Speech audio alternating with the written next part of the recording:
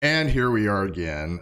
Okay, I wasn't really going to do another thing on this because I just talked about this a few days ago, but holy God almighty, I can't just let this go. I have to talk about this. This was unbelievable in the last couple days of things that have happened as far as the legal proceedings against Katie Joy Paulson.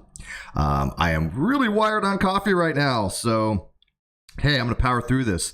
It is late. It is 10 o'clock my time. It's much later on the East Coast. They're probably all asleep. And the people in the UK, it's like, 6 o'clock in the morning? So they're probably not even up yet. So nobody's going to probably watch this. Plus, I found out YouTube is having absolutely ubiquitous issues all across the board as far as notifications. People have been messaging me left and right. We're not getting messages and notifications. I have no control over that. Excuse me. So I don't know what is up with that, but I've had a lot of people telling me that YouTube's not informing them when people are streaming. I get the messages, but then again, I haven't really been paying attention if other streamers have been streaming and I don't get the notifications because usually I get it through other things like Twitter or stuff like that. So yeah, I don't know. If you guys are having issues with that, let me know. I'm just kind of curious because I did take it to a vote and it was pretty significant. About 33% had said that they had some kind of problem with notifications with YouTube lately. And it wasn't distinct to my channel. So it's 1 a.m. in Canada. What the hell, Chemo? Dude, get sleep, man. None of this is that critical. Although this is going to be interesting. This is some good stuff. I ain't going to front, man. I don't usually do this sensational stuff. I'm like, oh, bombs are dropping, you won't believe what happens next. I don't do any of that crap. You guys know that. Although I do think it's funny. But most of the time when you go watch one of those videos, it's like, this was stupid. What the hell? So there's some things that have been happening in the world of YouTube and the lawsuits, and so I really wanted to weigh in on this because my lawsuit is intricately involved in these other lawsuits. There's a commonality among all of them, right? And people know that I'm suing because I want vindication. It's not for monetary gain. I'm not expecting to get any windfall. I'm probably going to lose money on this particular lawsuit. It's not for money. It is for vindication. It is to show that this particular YouTuber had absolutely lied about me, slandered me, defamed me, said things about me which were false, and maliciously did so, knowing that they were untrue. And if she does it to me, she's do it to other people, which, guess what? She has.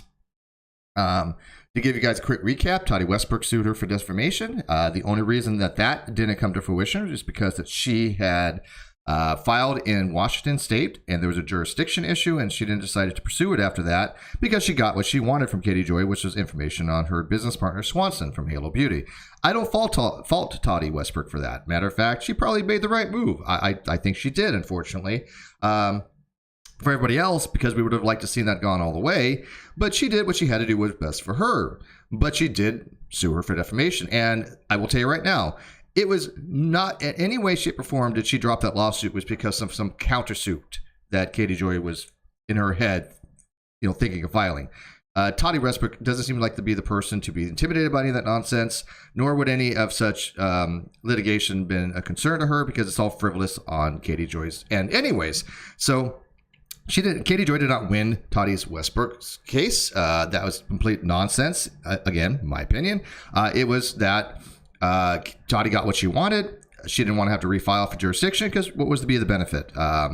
But do I think for a second that they all got together and said, oh, our bad, mea culpa, we spent all this money and you know what? You didn't actually defame us. We're so sorry. Do I think that happened? Absolutely freaking not. Not a chance in the world. So I think that was like the first of the downhill when it came to people suing her. I was going to sue her prior to that, or I think around that time, but I had that TRO, that thing that I had to fight, and then I was like, okay, how am I going to go about doing this? And in the interim, there have been other people that have been suing her. So as people know, Todd Chrisley has been suing her, and that's kind of what we're going to be talking about here. Now, I know 7M has been suing her as well. I know Robert Shin has made just an awful lot of accusations and documentation relating to Katie Joy. I think his lawsuit is incredible. It's well detailed. And this, again, the complaint is just the initial thing. The complaint just says, look, this is the bare minimum we need to bring for burden of production to the court. To say, look, we want to have a case. We're not going to put all our cards on the table right now, but this is enough to sufficiently get it going.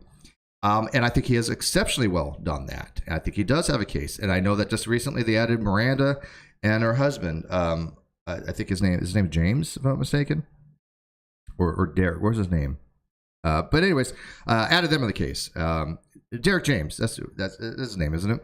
And so that's another lawsuit, because now you've had 3 people that have actually filed in court defamation lawsuits against Katie Joy Paulson. I have not filed in court yet. I'm sincerely trying here, people.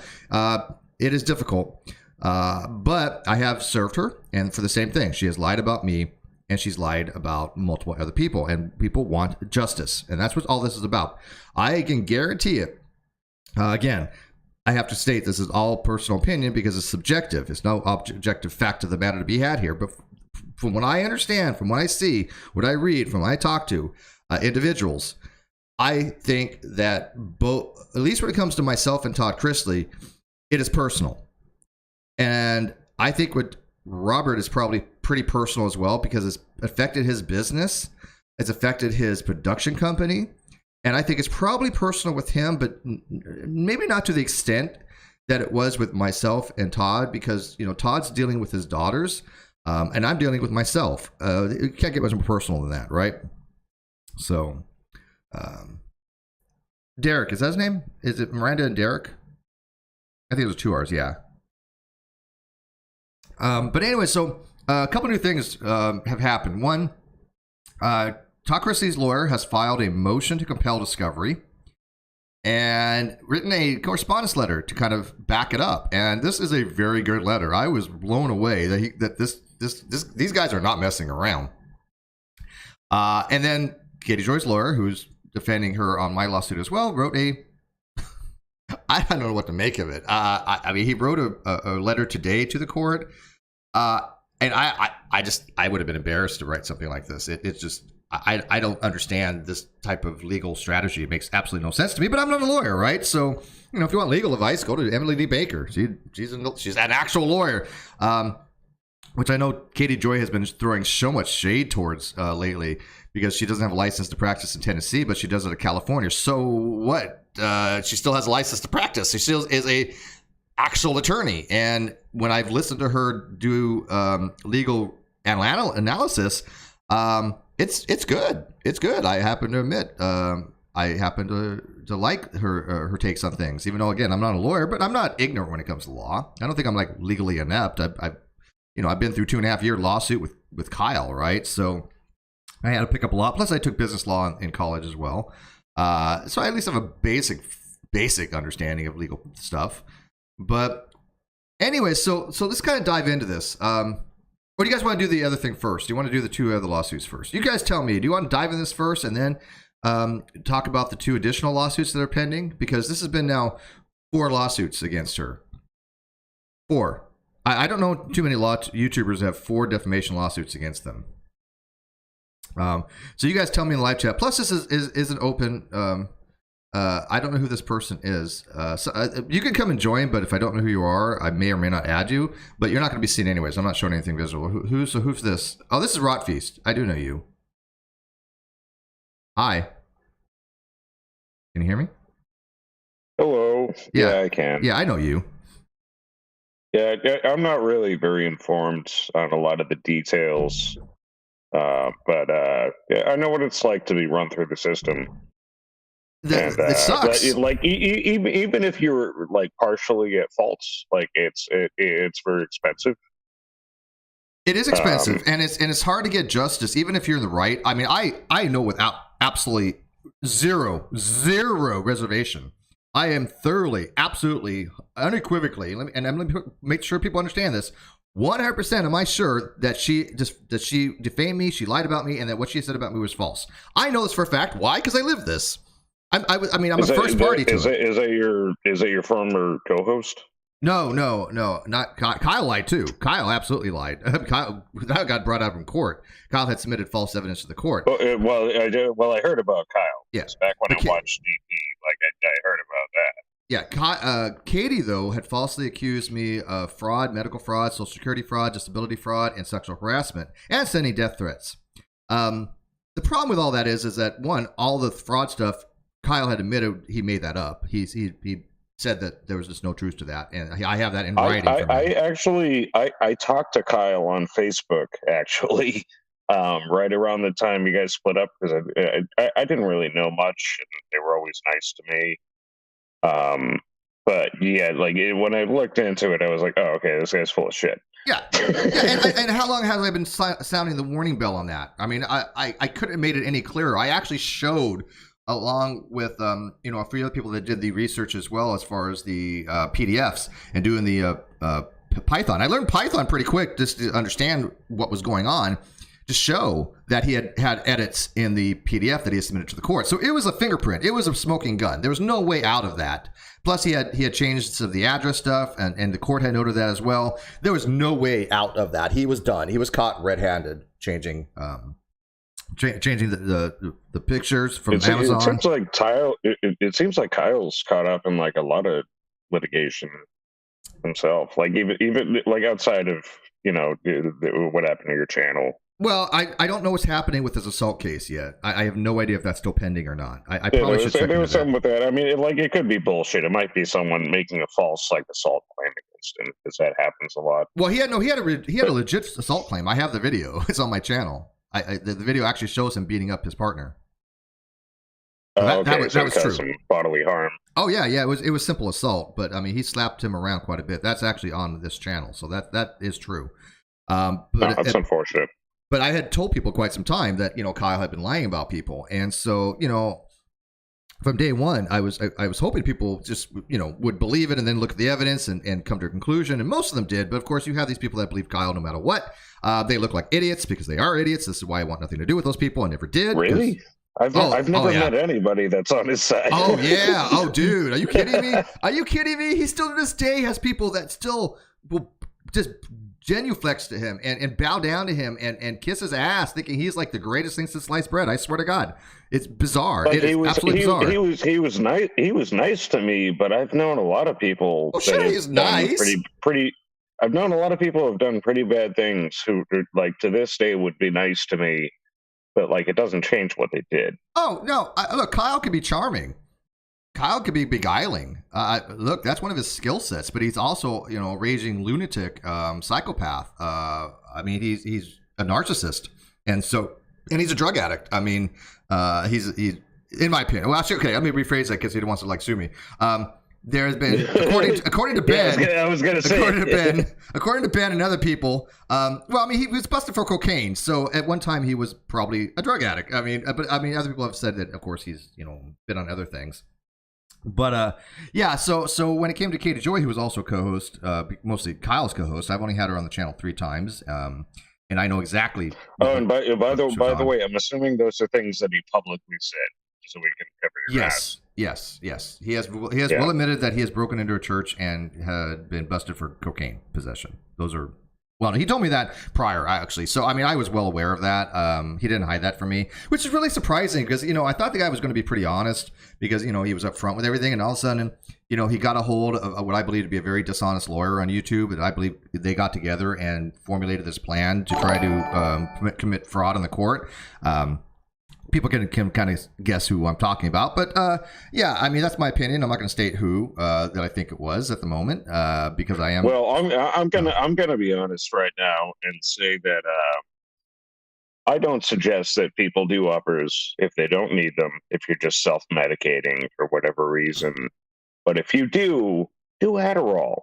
It's so much better than cocaine. I couldn't imagine being. I couldn't even imagine being on Adderall, man. I'm a caffeine holic. I drink caffeine. Coffee, right? I love my coffee. I love my teas. And I can't function without it. If you're gonna do something, do a stable drug that's like caffeine is a drug. Lab.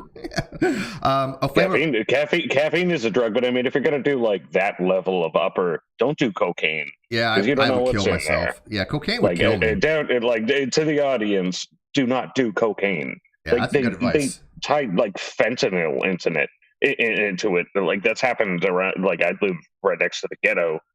And they do that all the time. Yeah, people so dying it's like from you can't trust cocaine. Like Adderall's horrible for you, and your teeth might fall out of your head. From the side effects. As pure. But it's better. It's better than coke because at least there's a better chance that you won't die. I'll stick Not with as coffee. quickly. I'll stick with coffee. Flamo for $6. Thank you. I would definitely advocate sticking with coffee. I would not advocate anyone using amphetamines or cocaine. A Flamo for $6 says Python. Yes. And by the way, I forgot most of it, but I learned enough Python to at least muddle through it. I did program in Visual Basic. But anyways, you guys aren't even here for that. So you guys have said that you wanted the two lawsuits. So apparently, I had listened to Todd Chrisley's podcast tonight, and he was pretty clear that within the next 2 weeks, 10 to 15 days is what he said, there are two more lawsuits. It is a lot of speculation going around of who those lawsuits may be.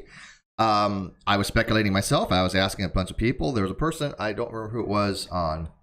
Wait, so those lawsuits not filed yet, but they're talking about them? There's two more that Lindsay, Todd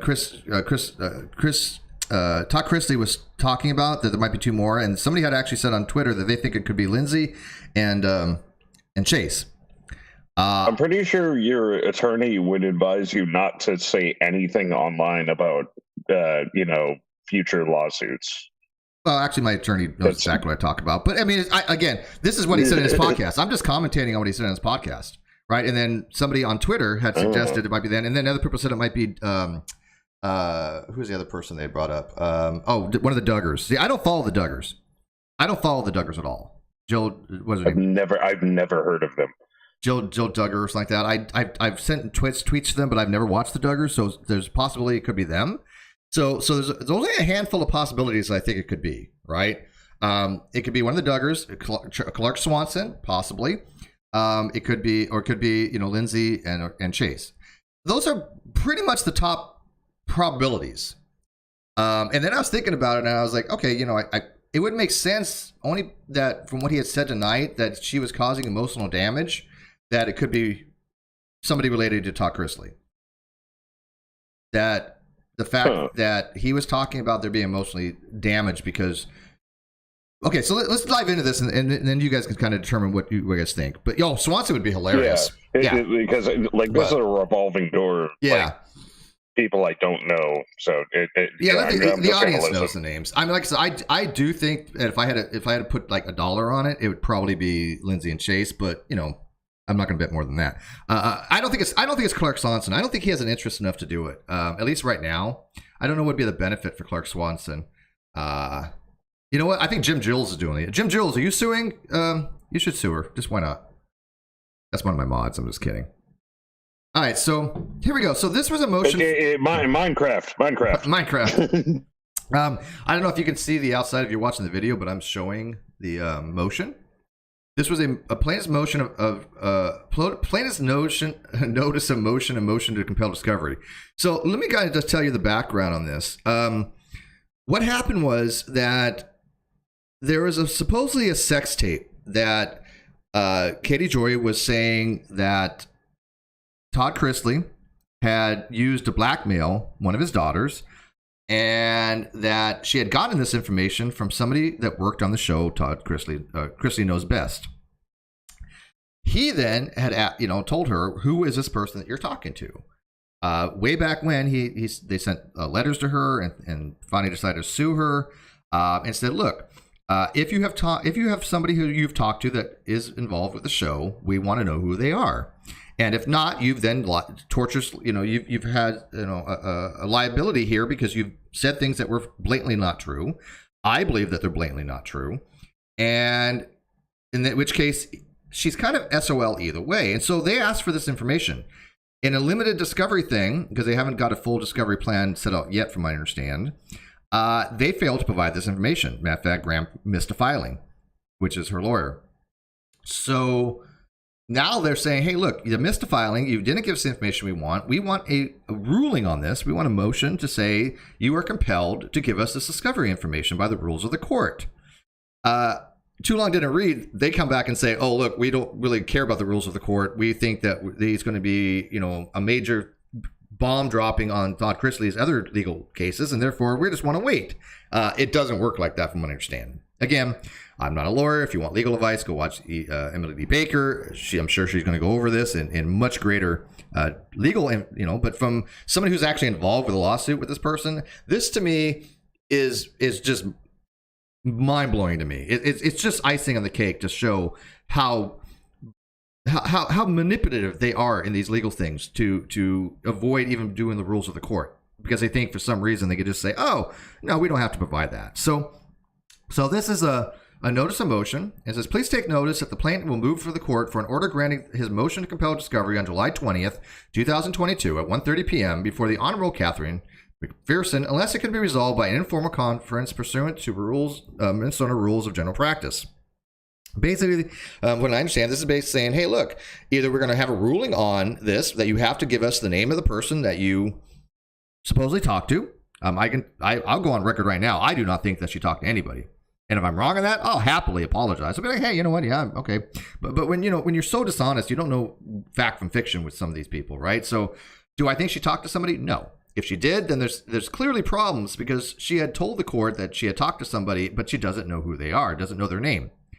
And then she's like, before saying, well, I'm not going to give up a source. I'm like, well, how can you give up a source regardless if you don't know their name? And if you don't know their name, how do you do your due diligence to vet this person? It's a mystery person. Yeah. And here's the thing, dude. Anonymity, even if there is some kind of shield for journalists, which varies from place to place, but let's give every benefit of the doubt that there is something that will shield a source if you are an actual journalist, which I do not believe for a second that she is, nor has the Supreme Court believed that. They don't think YouTubers are journalists. Journalists, according to what I read in, I think, Wexler Law, or whatever, a journalist has to be employed either as an independent contractor or directly employed by a news agency, outlet, or something along those lines to be considered to be a journalist with certain credentials, right? You can't just be a YouTuber and say, I'm a journalist. They don't look at it that way. That's like saying, I'm going to go around putting out fires on a fireman. I could just go and say, like, I have a strong source that said that PewDiePie unhinged his jaw and swallowed a human baby whole in Minecraft. It's like, well, we could just make up anything at that point. So look at this. Look at it this way. If she had okay. So I enumerated this in my head. Okay. So if she doesn't have a source, she's screwed, right? Because she lied about having a source. She put out that information, which was defamational. She has no defense. Would you agree? I'm actually someone who's a victim of a false report. So yeah, I think it's if that's the standard that you're setting, then anyone could just call anyone anything. You could say that I am a clone of Adolf Hitler reincarnated, and I couldn't disprove it in that kind of environment. Right, but certain things on defamation per se, if I said that you had committed certain crimes that you didn't commit, or, there's very specific things for defamational torts. And so her saying that Todd Chrisley had committed blackmail, said, hey, look, he broke the law by threatening his daughter with a sex tape, where his daughter, again, too long didn't read version, his daughter's come out now and said this was all BS. Katie was completely wrong on this, which is just shattering her defense, what minimal defense she already had, if any. But in the enumerations that I had in my head, if she didn't have a source, then she's done. I mean, she's screwed. She's liable. And I would think that her lawyer would have to inform her of this. But if she did have a source, she would have to have information on that source, to vet that source, to do due diligence. If she doesn't even know the name of the person that she had talked to that confirmed that this was the case, she has no defense on that. Right? So what was she talking to Deep Throat? Yeah. Some anonymous person called her up, from the show Todd Chrisley Knows Best, and says, how I have inside she met a guy in a yeah. long coat and a hat in a garage. We went to the bar and over tequila, he telling me about Todd Chrisley blackmailing his daughter. Yeah, it's just nonsense. It's absolute nonsense that she doesn't know the name of the person, and yet says, originally, I'm just protecting a source. How are you protecting somebody if you don't even know who they are? And by the way, anonymity does not mean anonymity to the journalist. Anonymity means towards the public, right?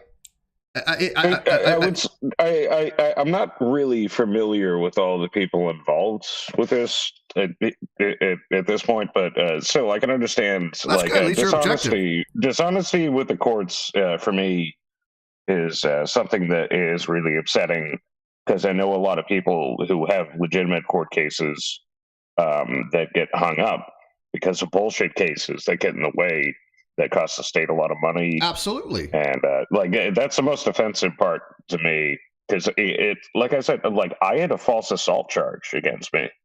It sucks to be accused of shit you didn't do, doesn't it? Yeah, I had an ex who was assaulting me. She was punching me in the face, and she was destroying my property. And I asked her to leave, and she did. And I locked the door behind her, and that was some kind of imposition to her, I guess. And she called the police and told her I punched her full force in the face. And the cops showed up, and she was very fair-skinned. So, like, you'd know she got punched in the face. She'd at least start to be getting red. And like I never hit her. She just beat the shit out of me. She stabbed me twice. Well, yeah, they'll believe the woman almost 98% of the times, and I understand the reasoning for that. No. The cops that came to the scene, they're like, "Well, we have to take you in, but we know she didn't do this." Right, and then you press charges later. Testify in your defense. Right, exactly. And look, I understand how that works, right? But I believe that women who do that need to be held accountable. There have been people that have gone to jail for these kind of accusations. This is why when she falsely accused me of sexual harassment, I took it so egregiously. I'm not defending domestic abusers, because there's plenty of men who, beat the shit out of women. And those guys should be buried under the prison. Absolutely. I've never struck a woman in my life. I've had to restrain, not because I was involved, but I've had to restrain both men and women in fights. But I mean, in a way that wasn't too harmful. But I mean, you've had to break up people before.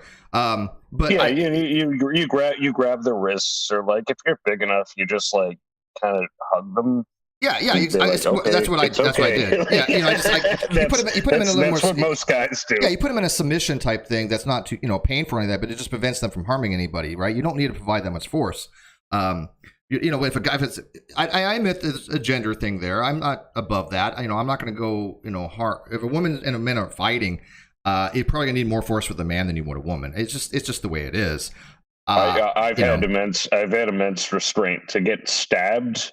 And to hug someone into submission and be like, "It's okay, calm down." Well, I had one of my roommates grab me by the throat. I'm bleeding through my shirt. I had one of my roommates who was a psychopath. People remember I used to read letters from him. That he walked out of the bathroom and he grabbed me by the throat, and I took him down an arm bar and damn near broke his arm. And I regret to this day that I probably didn't. Because I really want. I was like, I knew I could break his arm. But I didn't. I held with had restraint. But that's not the move that I used on him. It's not. I would be very hard pressed to use that on a woman unless I really thought my life was in danger. Just because I wasn't raised that way. I think that we. I'm sorry, but we should protect women, not and. I don't know. Again, people are like, "Oh, we should treat people equally." Well, no, women generally are weaker, and I have to. You have to respect that. Well, it's like I could kick the shit out of 90% of women, but I don't want to do that. Right. At all, like that's not gonna make me a bigger man. That's not gonna make me feel like more of an adult. Like, but that's one of the things where like say believe women, and I get that, right? Because then the recourse you have is then take her to court, and then she gets arrested for a false charge. That's the way it should be. That's absolutely the way it should be. And this is one of the reasons why I'm suing Katie Joy. It is my retort. It is my right to not just defend myself, but have her be held accountable for the false allegations. Kawasa says for 10,001, are journalist sources protected officially like doc-patient confidentiality or priest-confessor relationships, or is it something respected that can be forced into disclosure of court? Not to the extreme. From what I've read on this, there are certain states that have some type of confidentiality, but it's not like a lawyer, it's not like a doctor. But it's a long history of journalists having some kind of confidentiality with an actual source. But to be an actual source, they have to know who the source is to be able to protect them. If somebody just calls up a news agency and says, I'm going to like to tell this, this, and this, blah, blah, blah, and they run with a story that defames somebody, they have full liability. They can't just say, somebody called and with a source. It doesn't work that way.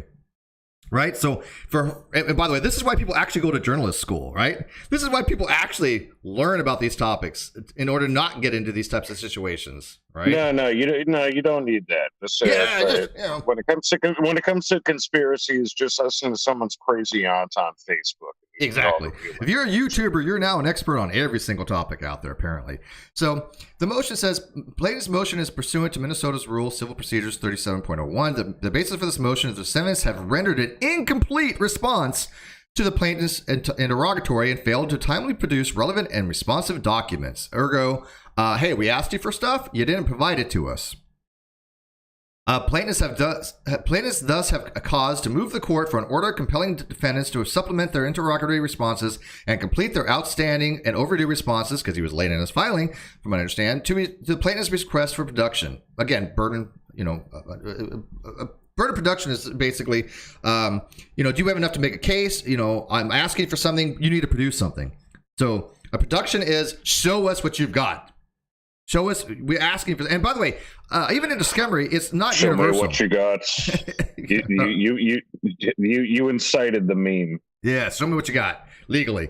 But there's limitations to this. Discovery is not ubiquitous. You don't say, "Hey, give me your entire hard drive," right? You have to be very limited in scope. Matter of fact, again, reading up on the law as I understand it. When you do discovery, it has to be limited in scope such that it has to be pertinent to the case, it has to be either exculpatory or has to be evidential to help your case in some way. But getting like a subpoena for someone's hard drive is it's a pain in the ass. An easy thing. No, it's a pain. Yeah, and by the way, they could have my hard drive. I would tell you right now, I will go on record right now, right here and now. I will give my hard drive for her hard drive any day in the world. Yeah, and Cuties is on there. Except the problem is I have software on here I really like, obviously, but I don't care. It's worth it. He doesn't have Cuties on there. I'm joking. I don't. Yeah, this computer's clean as shit, dude. I have had viruses on computers before, and it sucked. This computer is a godsend computer. It's amazing. I make sure that there's no. I had a thing that I downloaded for software that I thought was from a decent source, and it came up with a viral thing. And I was freaking the fuck out because I was like, dude, I have all these protections. I make sure that everything's safe. And then I looked into it, they're like, oh, this is a known false alert. And I'm like, oh God, don't kill me. Just because I'm not setting this shit up again. I have this computer set up streamlined the way I like it, But yeah. I've been yelling into my phone for like 3 years now on YouTube. And I got a laptop so I could do StreamYards. And that lasted a week, so I didn't have a chance to hit the viruses, but I'm sure I'll get one. Mm-hmm. It's inevitable. The laptop took a poop. It was a Lenovo, so it was kind of unusual for the hardware to fail. Yeah, Lenovo makes pretty decent stuff. I prefer the ThinkPads or the IBM stuff. But anyways, So. To go back to this real quick, but I would give my hard drive for hers any day of the week. I have absolutely nothing to hide on my hard drive. Matter of fact, people are always like, oh, if all Steve's correspondence got out, he'd be indicted. There's nothing there. Hey, look who showed up. Hi, Brandon. Hey, Steve, what's up? Oh God, what's going on? Yes, that's okay. I didn't need my eardrums at my age. Oh, I'm sorry. It's okay. So I'll heal. I'll heal. Too much hype. Yes, no, you're excited. It's good. Sorry. It's all good, buddy. All good. All right, so let me go on this. So they're asking, so we asked for this information. Where is it? The motion will be based upon the files, affidavits, exhibits, and memorandum of law. And so this was filed on the 11th. And then this is the actual letter that's attached to it. This is a correspondence letter. You can file this in court through the electronic filing system, electronic case filing, ECF.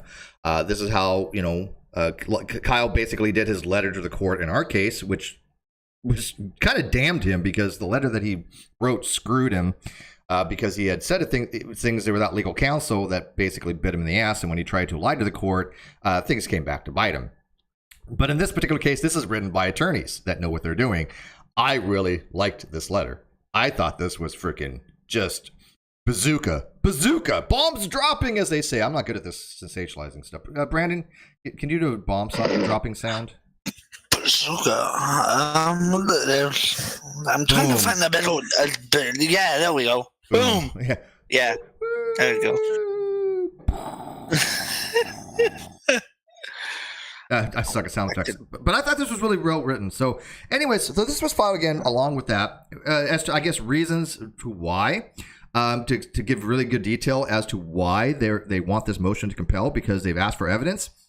And so let's read this, okay? And you can follow on the outside. I can share on the inside if you guys want. Do you want me to share this on the inside? Would it be easier for you guys? Yes? No? Maybe so? You guys don't care? I don't mind. All right, I'll share on the inside. That way you can see it as well. All right, so it's the outside. Nobody's on camera, so that's why anybody can come here. I don't care. I can kick them out. Mia Nova says Katie's under the impression that discovery opens the door for everything to be revealed, and that is so absolutely wrong. It just doesn't work that way. But this is very specific because, again, Todd Chrisley wants to know if there was somebody from the show that gave her, this information, which, again, I am utterly convinced did not ever happen. I know from experience that Katie will lie about that because here's my evidence for that. Katie had said that we were in a room together and I sexually assaulted her. I'm sorry. I didn't mean sexual assault. I sexually harassed her, according to her. We've never been in a room together. I've never been in the same state of this woman, okay? So I know she's willing to go out of her way to either completely fabricate things, manipulate, or change information to suit her to get her narrative, right? Because, again, when you say to somebody, hey, when we were in a room together, this person sexually harassed me, that implies you were actually in the same proximity to each other, right? Yep. And it's pretty easy. It's pretty easy to do because, you could say that, I came to whatever state you're in and sexually harassed you. And it would take the courts a while to figure out their charters and whatever, if that was actually a possibility. Yeah, or again, wording is important with this stuff, and people know how wording can affect people. Like for example, Jim Jules is out there, who people know I adore Jim Jules, right? And if Jim Jules says something like, Steve touched me by his poem that he wrote. Meaning that, emotionally, right? I have written some decent poetry. So if Jim Jules says, Steve touched me by his poem that was so beautifully well written. The last part kind of changes the first part, doesn't it? It kind of modifies that whole, when a woman says, Steve, such and such touched me, it means a whole different connotation. Please show me on the Furby where Steve touched you. The Furby.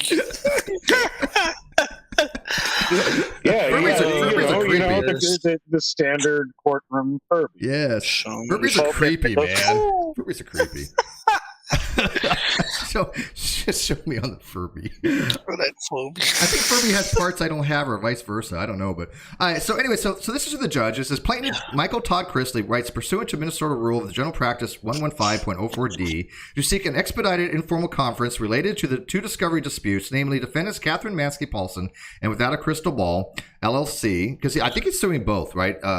Together, refused to respond to an interrogatory that is at the heart of the plaintiff's claim, as well as a refusal to produce documents in a timely manner. And it is to the heart of the plaintiff's claim. It's critical to the plaintiff's claim. Matter of fact, I will go on record right now again to say that I think if Katie Joy could actually find if she actually did have somebody that she talked to that is a named source that does work on the case or on the show, that she has all the information for and she vetted properly, I will tell you she might actually have a defense. There might be some defense there, right? Although I think that she might, I think she libeled and did other things later on. So it's not like a complete, exoneration, but at least it would be some type of defense. But I don't think she did. And then it goes on to say, under the parties' joint discovery plan, which has not been yet approved by the court or formalized into a scheduled order, the parties are to compel fact discovery by July 29th, 2022. With an eye to meeting that deadline, plaintiff served his first consolidated discovery request on December 10th, 2021, which was filed in the court. The defendants missed the deadline to respond, and when questioned, stated they did not believe discovery should proceed in the case until court ruled on their motion to dismiss, which is on the 27th of this month.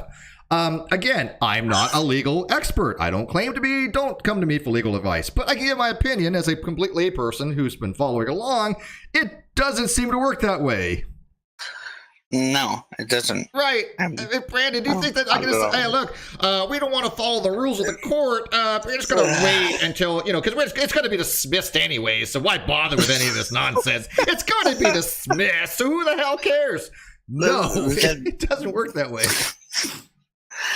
That reflects Katie's character, though. That's what she would want. She would want some kind of special treatment. Yeah, but it just doesn't work that way. And so, by the way, that is happening from my understanding on the 27th. I don't think that's been postponed or changed as far as I know. I know there's been a new court, hearing on the July 20th, but I don't think that's been rescheduled.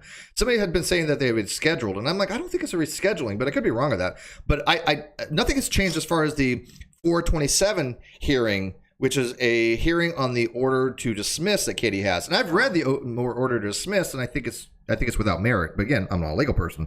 But, you know, he has every right to have his court date. He has every right to be heard in court because he believes that he was defamed. I believe he was too. Beyond the 30-day deadline imposed by Minnesota Rules of Civil Procedure, and have subsequently refused to supplement those responses. Now, again, according to the rules of the court, as I understand it, which is right here. Oh, that's on it. I thought I had it. That's his letter. I'll get back to that. But there's a Rule 37 or something like that, I remember. But it's for sanctions. It's basically say, look. What a boomer. I had it. I don't know what I did with it. Wait. Oh, here we go. Civil procedure here. Now, can you see that now? Civil Procedure Rule 37, failure to make disclosures or to cooperate in discovery. Sanctions. I love that word, sanctions, right? Sanctions are usually, from what I understand, again, sanctions can generally be one of a couple things. One, it could be a monetary fine. Two, it could be they get special things from the court, special allowances as far as like leeway. Or it could be also to instructions to a jury to say, hey, look, this is what happened. You can take this under advisement when you rule. So it could be special instructions to the jury, or it can be, like I said, monetary damages. In North Carolina, it was $500, up to $500 for sanctions. In the Kyle Curtis case, and so they're saying, hey, look, we want some sanctions. They didn't provide us what we wanted, and they didn't do it in a timely manner. They were late in the response to the interrogatories. Therefore, we want some kind of sanctions, and that is a motion to have we want them to be compelled to tell us this information. That's what they're asking for, to compel a discovery response, right? To compel disclosure. So because they were late, because they were incomplete, as far when I'm reading into this, and again, I'm sure Emily D. Baker will be doing legal 100% on this, and I'm hoping she says the same thing. If not, then I'm way off base. But again, I'm not advocating myself to be a lawyer. But basically, as I read this, because I'm not completely an idiot, I don't think, is these people did not provide the information we requested. They didn't do it in a timely manner. They missed a deadline, and we want them now we want to compel them. We want to say, look, the court has ordered you to do this. Right? Make sense? To quote Horace from Warhammer 40K, because I'm a dork, I never wanted this. You forced me to unleash my legions. You did this. This is all your fault. Well, that's like an abusive ex. This is, I know we sidetrack a lot here, and I'm sorry, but I don't care. It's my channel. But I've been watching these videos. I watch all the oddball videos on YouTube. I don't know why. I don't watch anything relating to this shit. I just don't. I don't care. Anything that has my name in it, I don't watch. People know that. But I do watch these videos that one channel has like 5 million freaking views or 5 million subs. And they test spouses, right? And, like they're cheating and stuff like that. Oh. And every single time the person gets caught, they gaslight the shit out of the person, and they're just like trying to blame it on them. Like, well, this is all your fault. You made me do this. You made me cheat. You made me go out with this other person. It's like, wait, no, it doesn't work like that. Oh my God. Yeah. Well, I know from having a horribly or abusive relationship for 8 years, I know the look what you made me do mentality. Oh, well, hey, Tay-Tay, right? Tay-Tay has that songs to Taylor Swift. Look what you made me do, right? Look what you made me do. Look what you. Yeah, I got. Did you say Tay-Tay? Yeah, it's Tay-Tay. Don't be dissing Tay-Tay, dude. I got a thing for Tay-Tay, man. That's my secret. Okay. My secret guilty pleasure. And if the trolls are on to run with it, by all means, I'm proud of it. I got a thing for Tay-Tay, man. She's okay, dude. Tay-Tay's awesome, man. I'm sorry. She's awesome. I would never date her because she's nuts. But I mean, I love her music. I love her look. I like her personality. Great songs. The blank. I have a blank space. What's that called? And I'll write your name. That's a good song. And the other one that she had. What's it? The one with she wakes up like the one that Emily Baker just did TikTok on. I love that song. Come on. It's taking shots at me like Patron. What the hell's the name of that song? You know, like damn, it's 7 a.m. I get made fun of for only listening to hard Oh my sound, god, I'm like drawing a hip-hop. complete blank here. It's a great song. People in the audience will tell me later. Blank Space is one of them. But what's the other one? She's like, you know, taking shots at me like it's Patron, and I'm like, damn, it's 7 a.m. And I'm like, oh yeah, this is me. I know this. I live this.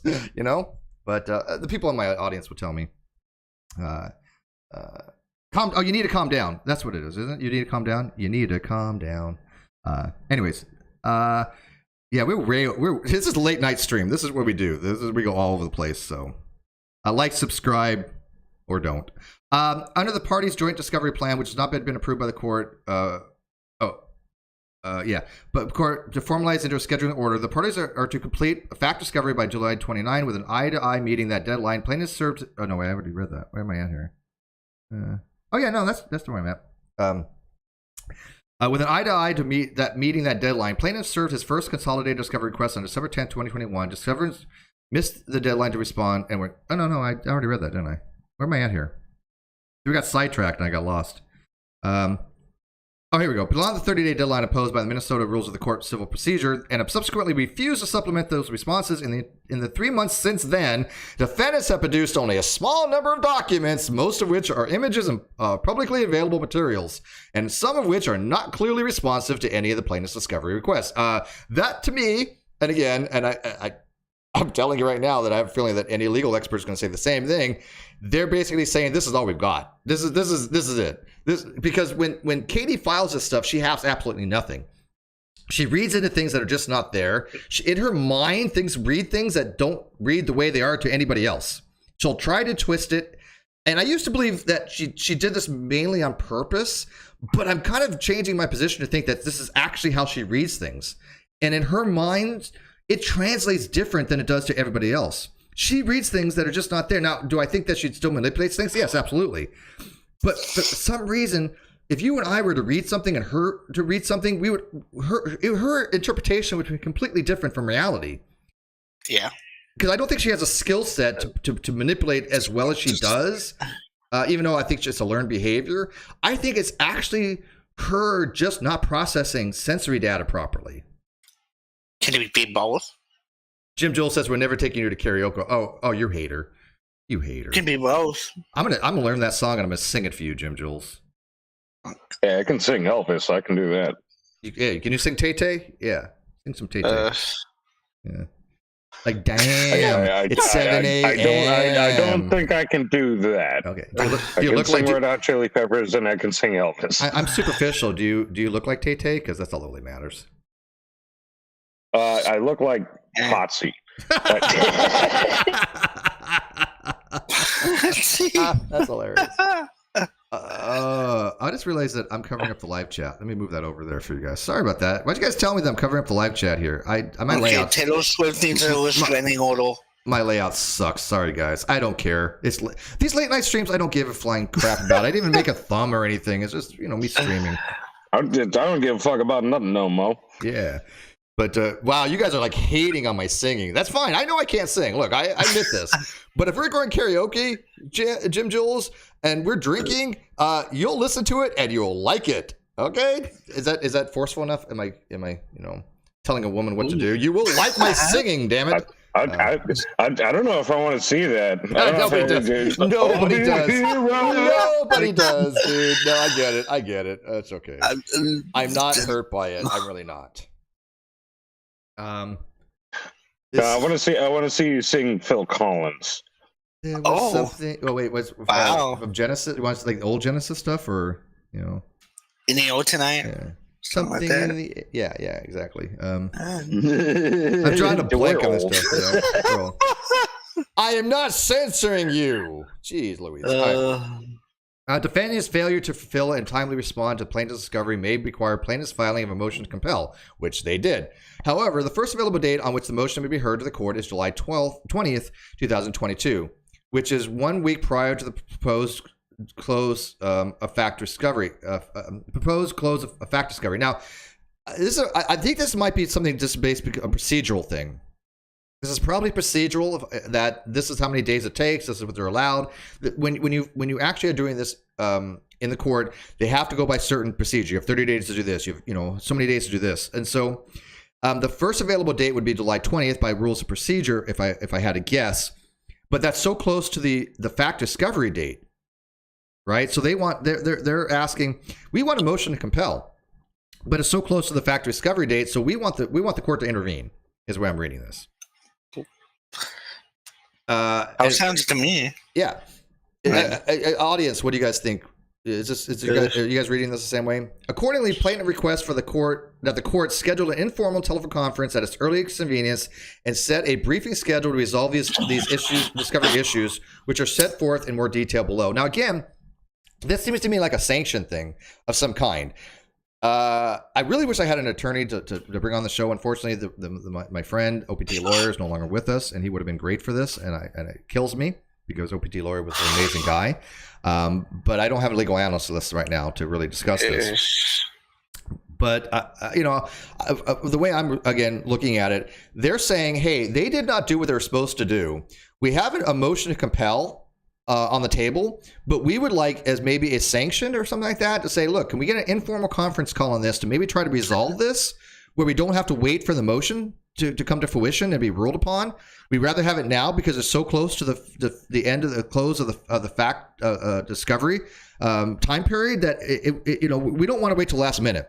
We want it now. We want the information. And so can we get at least an informal call to find out why they won't get us the information we're requesting? And if anybody out there has legal training of any kind, please let me know what they think. Smiling Wolf says you were reading it correct. I don't know what their legal training is, but I don't think you need a law degree to kind of read into this, right? I mean, it's pretty self-explanatory for the most part. But again, there's a lot of stupid people out there, right? I can't read, so I'm gonna help. Are you legally illiterate?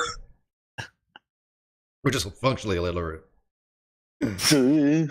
So they said defendant's failure to respond to interrogatory number 3. Now, I'm assuming number 3 was, again, asking for the person's name that they had talked to, because this is contextually what they're talking about. And it says, as context for this request, it is important that the court understand the factual genesis of this case. Plaintiff Michael Todd Chrisley is a real estate investor and star of USA Network's reality TV program Chrisley Knows Best. And then it gives citations. I'm not going to read the citations. It doesn't matter. The program follows Mr. Chrisley and his family. Defendant Catherine Maskey Paulson as an internet personality with a focus on reality television. Okay, at least they didn't describe her as a journalist, right? That's and it's so weird that she's an internet personality, yet Bullinator, my producer, is the one that helps her start her channel. She got her start from my show on the Non Sequitur Show. She would have never had a YouTube channel for that. And I apologize to everybody out there. All people that ever watch this video, I apologize profusely and to the day I die that I had anything to do with this woman becoming an internet personality on YouTube. I'm not saying that she became that because of me or my channel or Bull. Wait, Bullinator's alive? No. I know who that is. I thought he died. Bullinator did die. But before he passed, he was the one that showed her how to stream and set up all this stuff on her channel. Oh, okay. Yeah. And so it was because, the Non Sequitur Show that she got her start. I think that's pretty inescapable.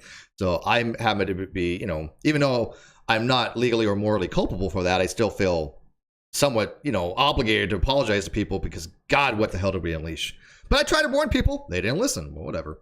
All right. So, through her company, Defendant Without a Crystal Ball, LLC, she monetized her social media presence on YouTube, Twitter, Instagram, and Facebook. Ms. Paulson publicly claims to be a close friend of Ms. Chrisley's daughter, Lindsay Chrisley, who appeared on Chrisley Knows Best for several seasons until the network declined to include her in future episodes or seasons of the program. I have no idea about that. I don't watch the show, so I don't know the details on that by any stretch of imagination. But she did claim to be her friend, and Lindsay has outright said that's not the case. Even recently, she has outright said, no, that's not true. And she's willing, apparently, to go on record to say that Katie made all that up, that she's never talked to her about any of this, and that she wasn't a source. And then I wouldn't be surprised if there's litigation there. I think Lindsay has a reason to litigate. I really do. Absolutely has a reason to litigate. Whether she wants to bother, that's whatever.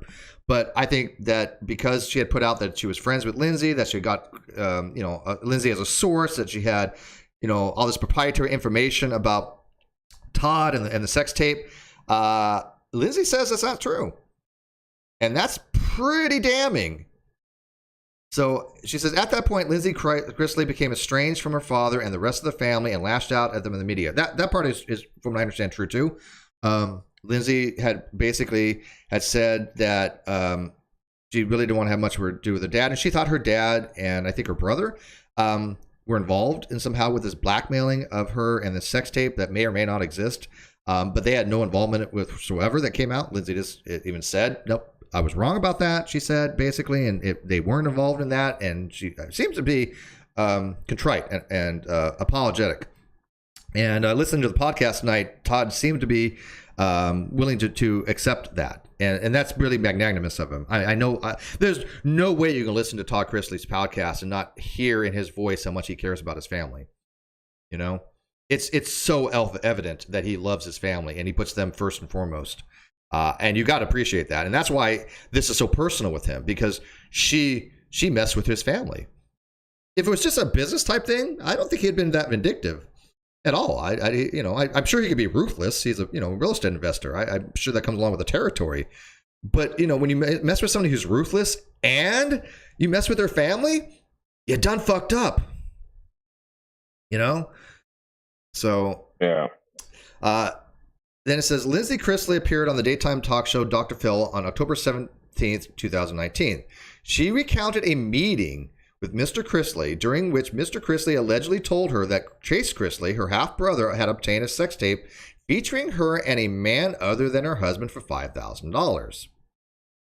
Lindsay Chrisley agreed when asked by Dr. Phil that she had viewed this as a, quote, veiled threat relating to her cooperation with law enforcement and its investigation of Mr. Chrisley and the rest of the family.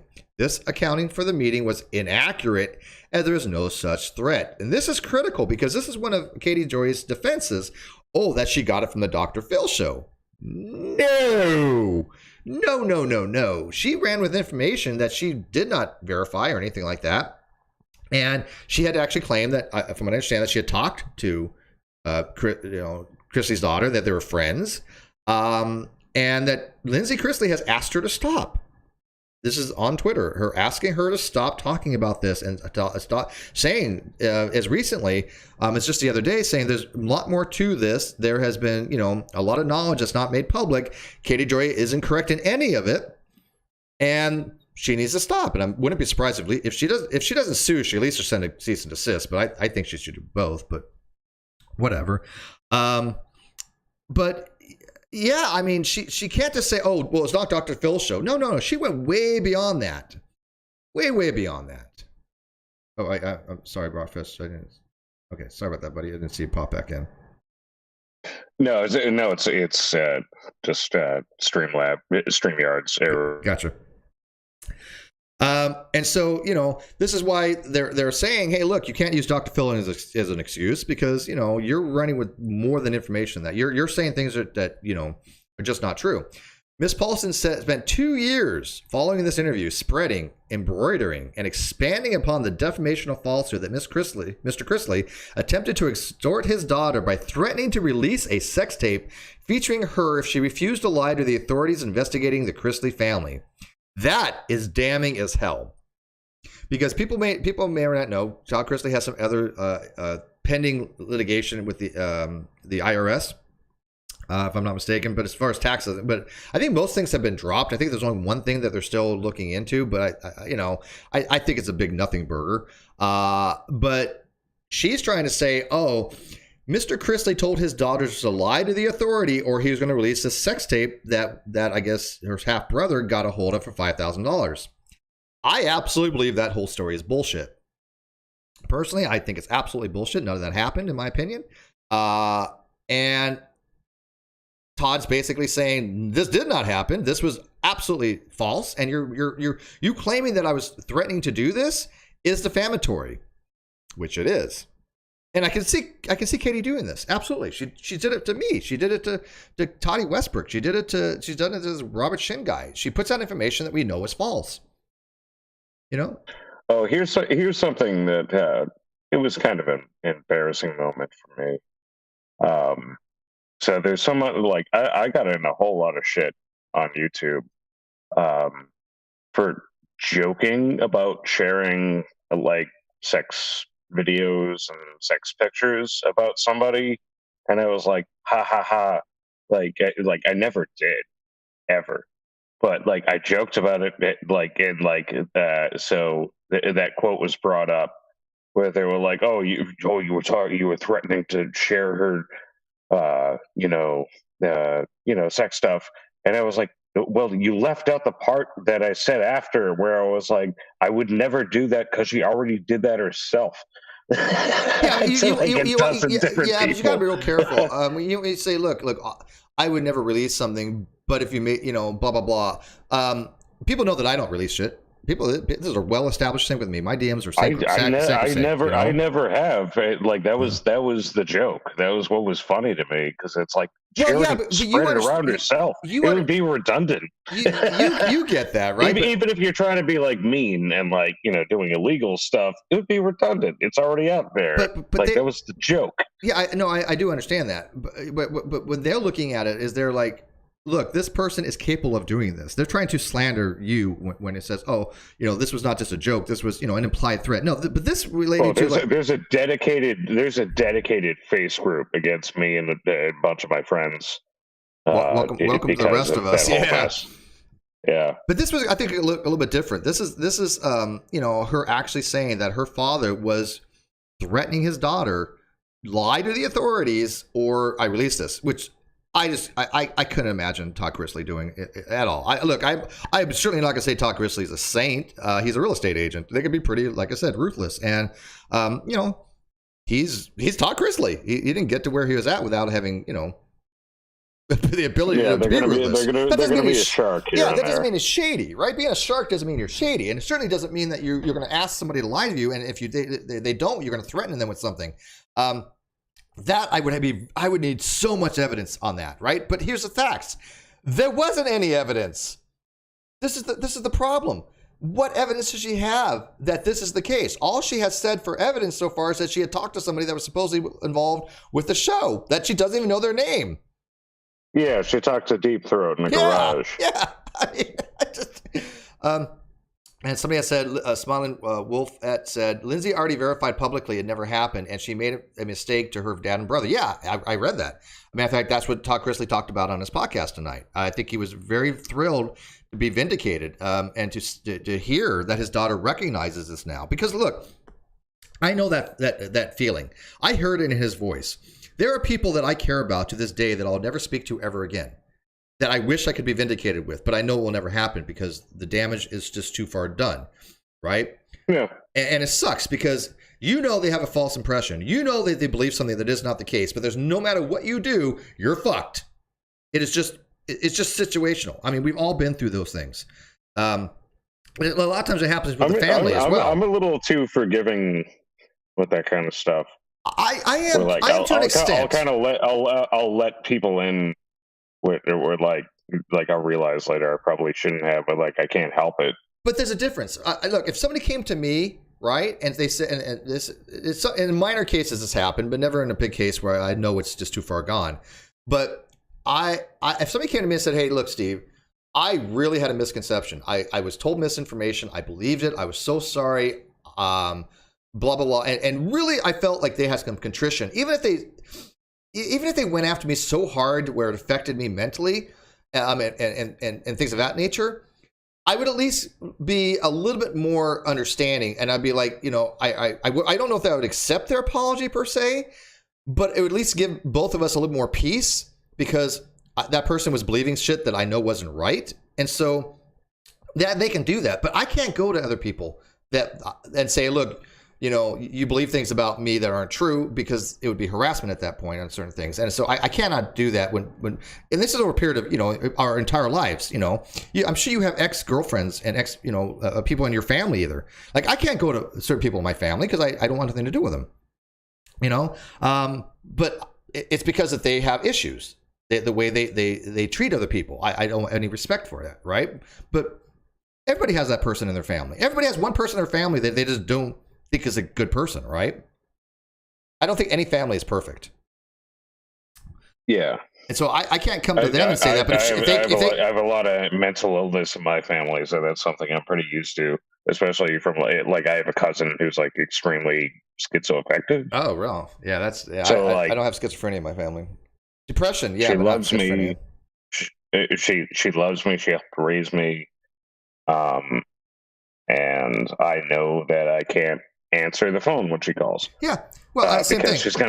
she's gonna start talking about ghosts and angels and shit like that, and I'm like, like, God damn it, like I don't believe in this shit. Like, please stop talking to me about this.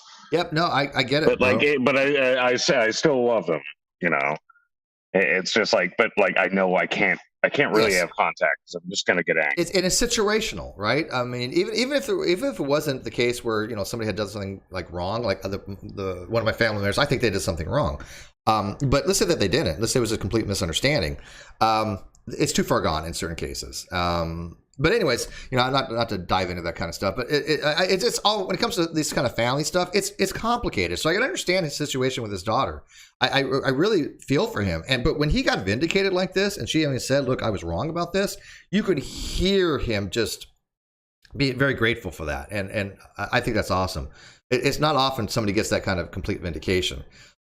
In particular, 2 days after Lindsay Chrisley appeared on the Dr. Phil, Miss Paulson published a YouTube video falsely claiming that, quote, this is important here, guys, quote, someone anonymously from Chrisley Knows Best crew actually reached out to me to let me know why they watched Lindsay Chrisley's interview on Dr. Phil, and they said, I believe her. I'm not even lying. Okay, I want to dive into this one statement here, guys. There are some issues here, and I'm sure everybody that's listening sees these issues. They don't need me to point them out to them. But I'm going to do so anyways, because, that's my thing tonight. I'm having a stream.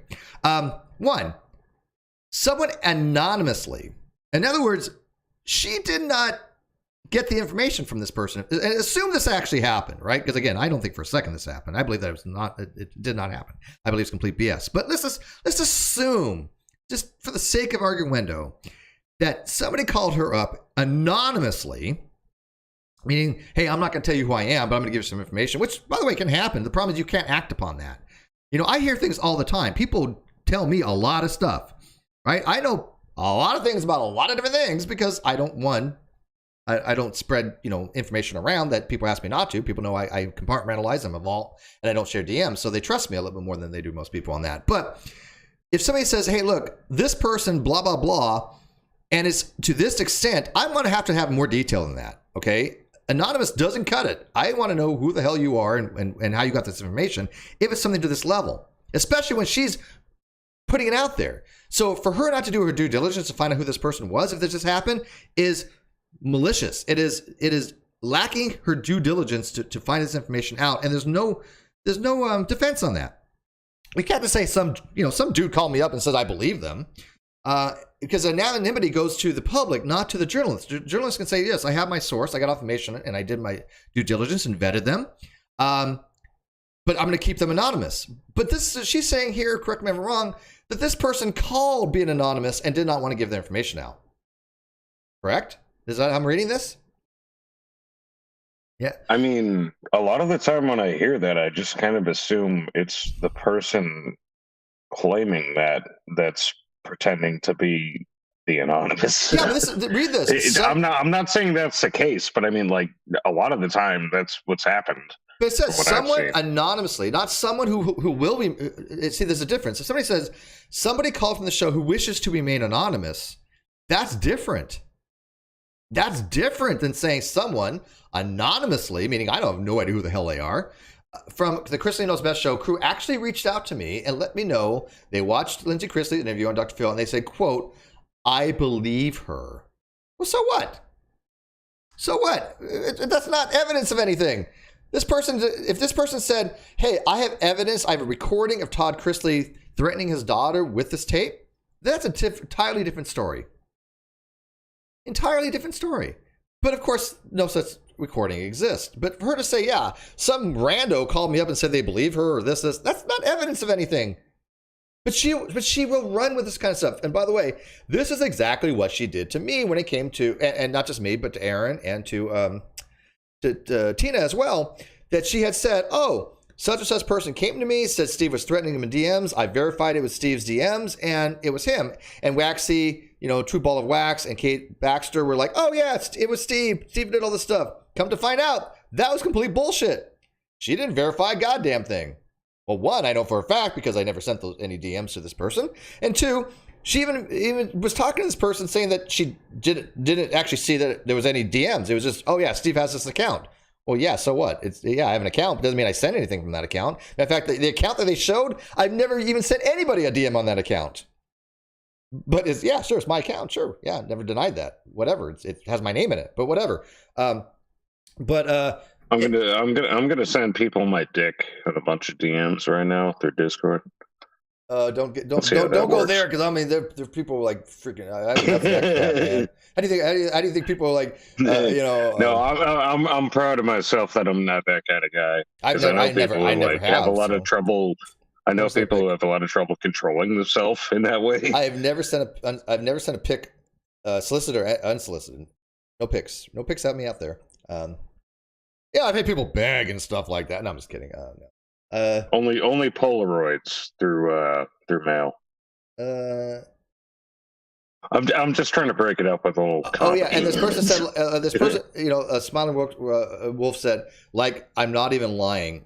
And that, by the way, that is a Katie Joy statement, right? Katie Joy's love to say that. I'm not even lying. I'm not lying.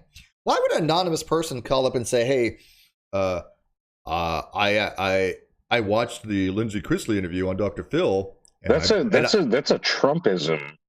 Believe me. I don't mind that expression. Look, if I do it all the time, and I mean it more comically. Trust me. Right? No, I'll tell you when I say okay. So let me finish this. So watch Chrisley. If this person called him and said, I watched Lindsay Chrisley's interview on Dr. Phil, and they said, I believe her, and I'm not even lying. Actually, we do that over again.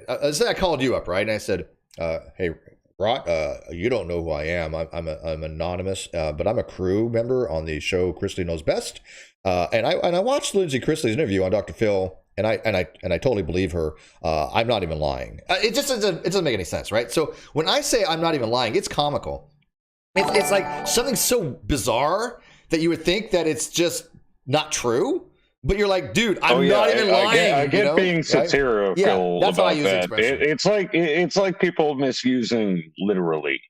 I don't think because I'm literally doing this. I'm like, well, what would you be figuratively doing it if you weren't doing it literally? We're gonna have a debate on that one of these days because the word literally actually has changed usages where literally can be figuratively, and that's perfectly acceptable. I know it's like the word has no meaning anymore. And that frustrates me. No. It has meaning. It just has various usages. But I mean, it has meaning to people who aren't idiots. I was called out by Matt because I'm not a prescriptivist. I'm a descriptivist, and I've said this a million times. I think words have usages, and Matt argues that I'm a prescriptivist when he's a prescriptivist. It's so bizarre. It's so back ass words.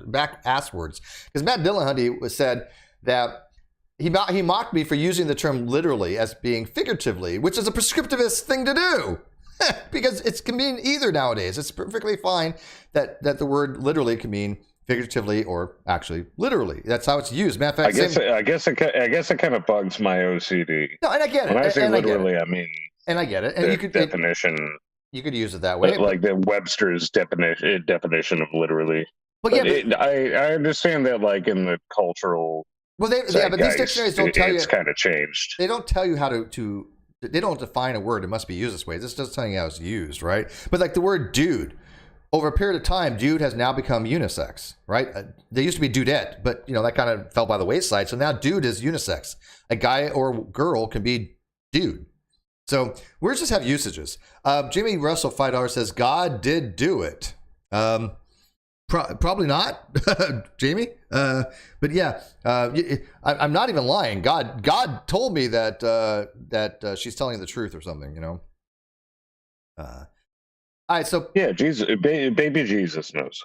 But when it comes to that phrase, "I'm not even lying," people have heard me say something similar. It's because it's so hard to believe something. It's like, dude, this is like so out there. I'm not even lying. I'm not even joking here, kind of stuff. I use those expressions, but that when you hear that from me, you know I actually am telling the truth because it's so hard to believe some of this stuff actually happens.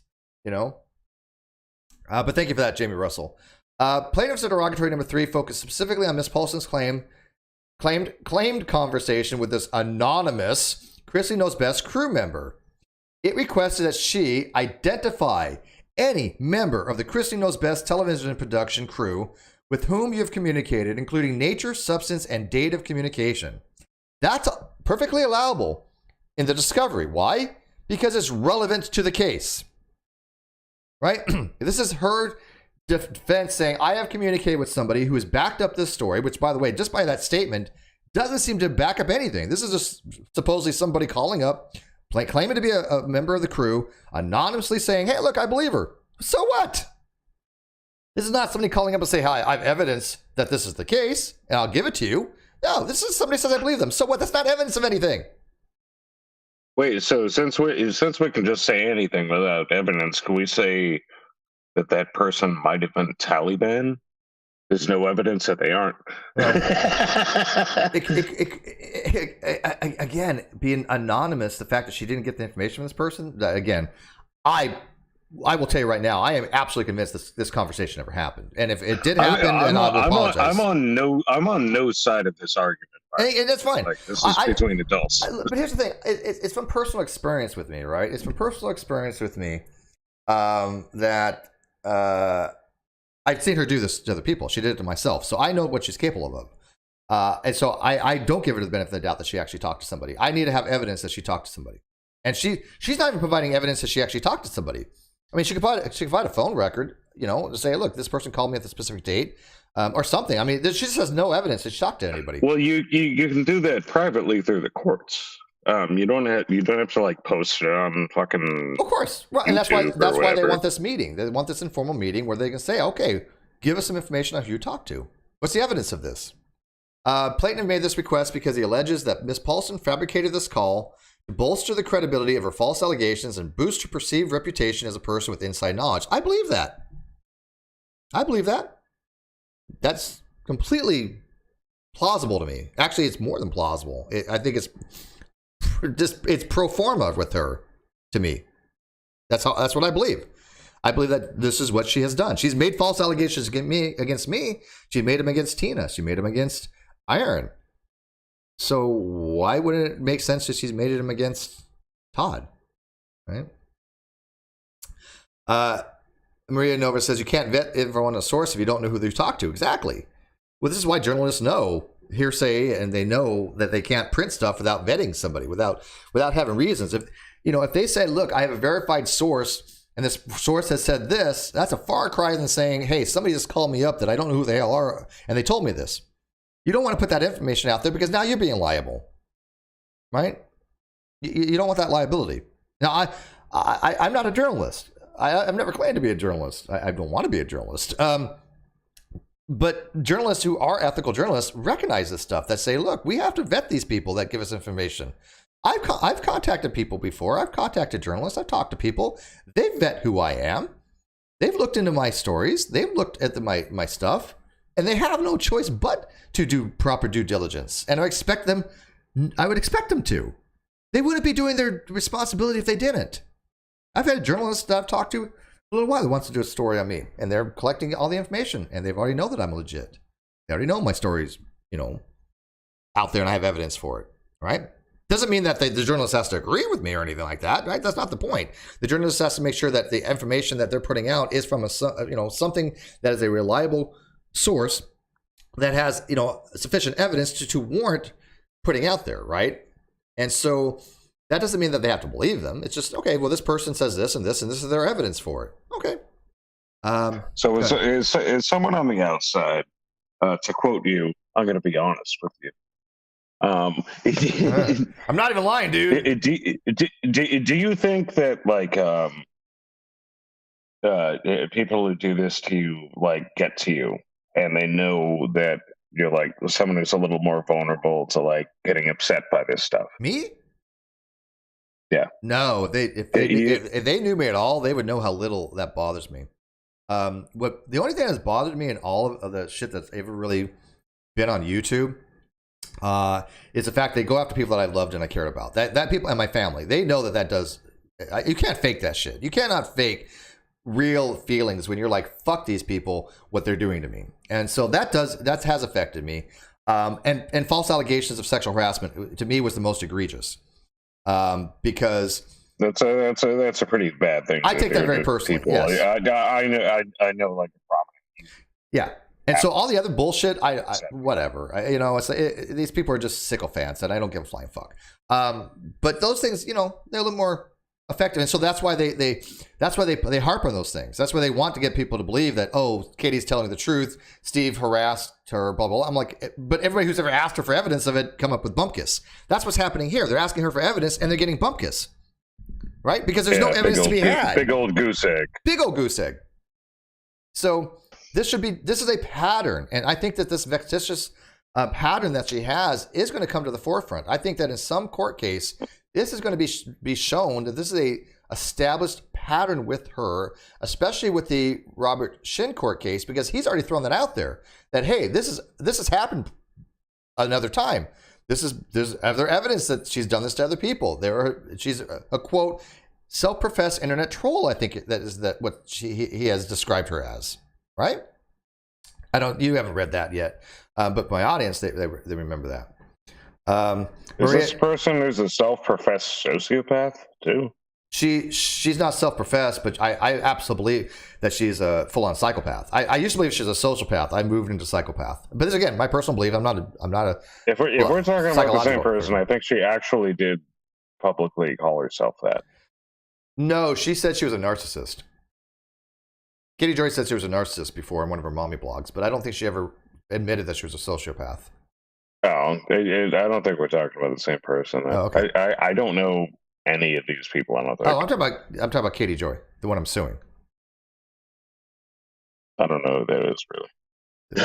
I'm sorry. See, this guy. He doesn't even know what the hell is going on. You cannot be more objective than this guy because this is all new to you. You don't.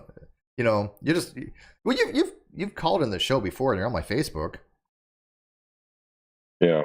You've not even. I've done 2 shows with you. I had a good time on them. Yeah, but you've not followed along with my lawsuit with Katie. No. See, nobody cares. I knew there was some stuff going on, but like I didn't really.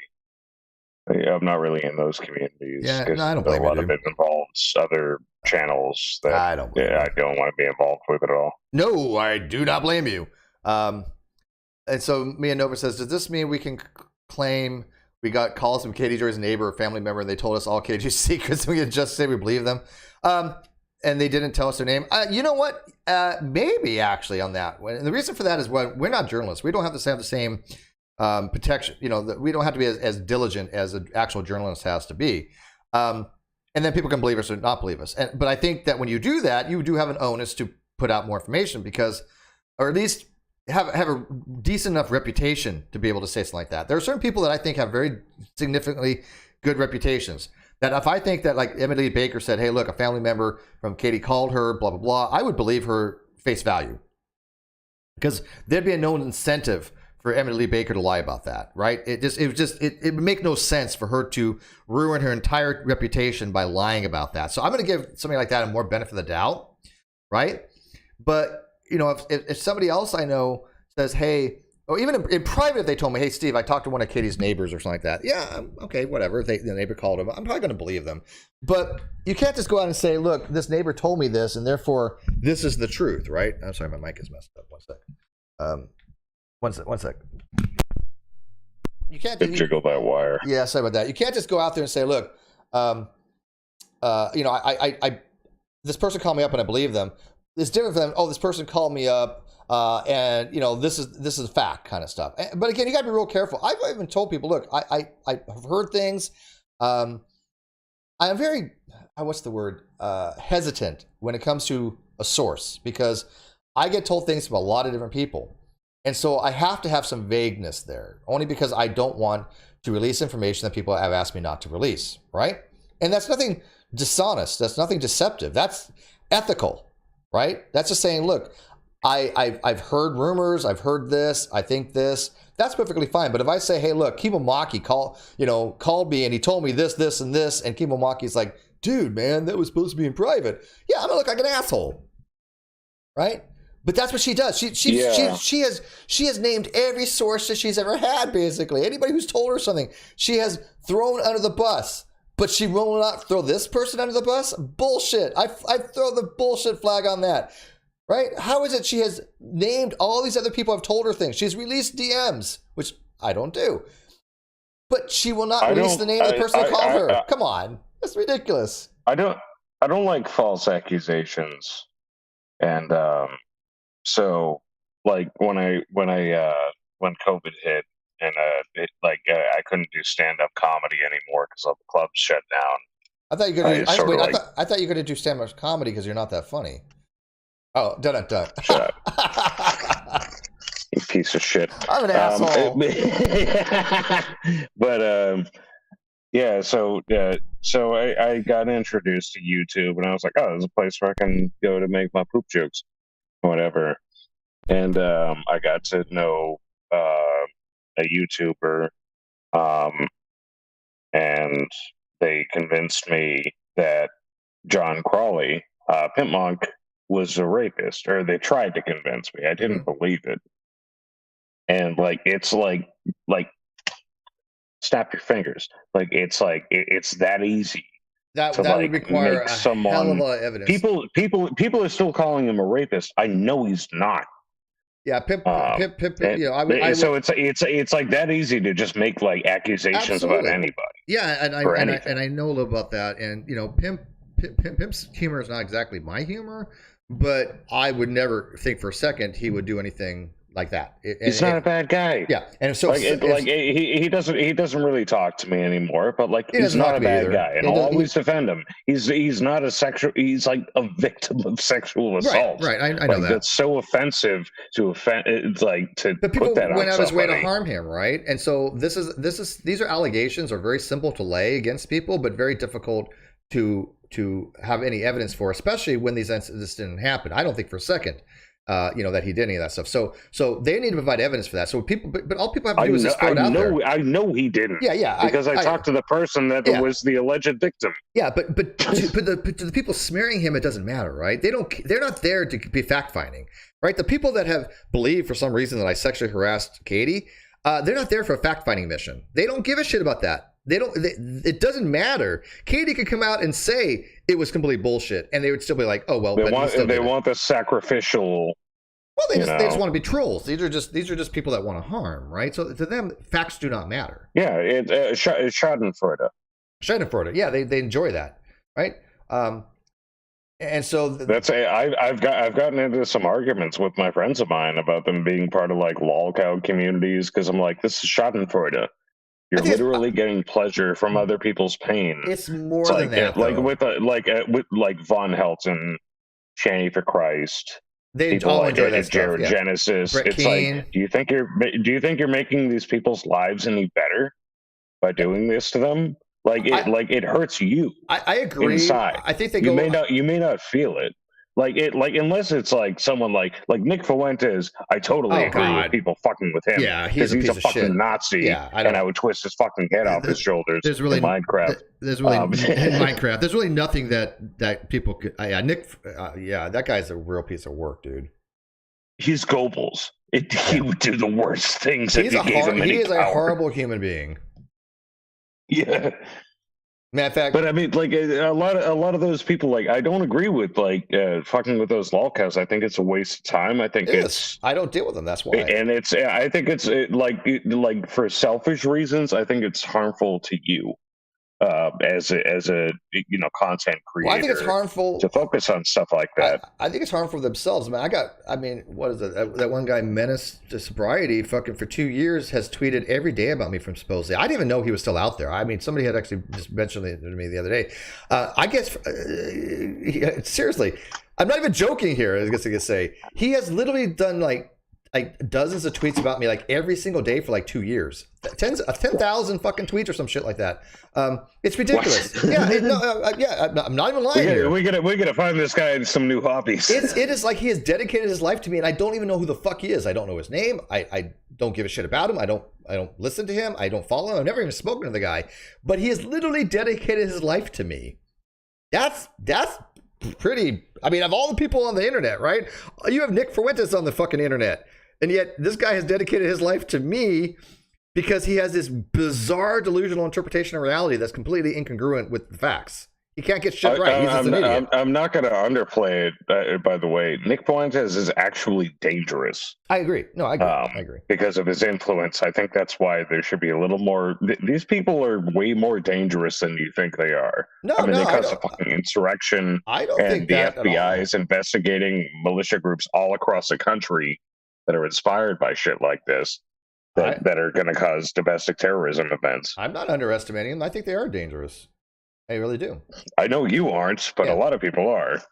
I think the Alex Jones like they don't call themselves Nazis, but it's like quacks like a duck. Oh, they're straight up. They're straight up white supremacists. Come on. Yeah. They know that people like me would beat the shit out of them in Minecraft in the streets if they talked about it openly. So they're like, "Oh no, you guys are the Nazis." It's like, okay, well, you happen to agree with everything that the Nazis believed in. But you're not a Nazi somehow. Sure. they're disgusting people, to say the least. But okay, so anyways, let's go back to this real quick. I got 2 more things to read here. Yeah, go for it. All right, so the requested information is particularly critical to the plaintiff's case because, as a public figure, Mr. Chrisley must show that Ms. Paulson made the defamatory statements with actual malice, and that's important. Let me point this out. Notice they say that Mr. Chrisley must show that Ms. Paulson made the defamatory statements at issue with actual malice. Okay. Now, Katie Joy has said she's a public figure as well. She's a self-professed public figure. In her countersuit to me, she also has to show that I did something with malice. Absolutely 100% impossible for her to do.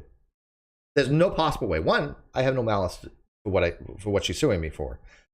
There's no malice there.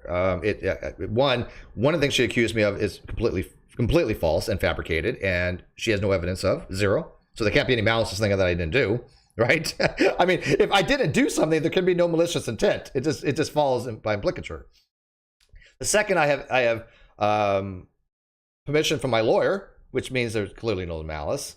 And the third is just me asking a question, which how can me asking a question or two be malicious in nature, right? I'm not accusing anybody of anything. There's no malice intent there. It's just I'm asking the same question everybody else is asking. So yeah, it's just that's not accusatory to any degree. Yeah, I didn't say such and such stole this, blah blah blah. I'm like, wait a minute here.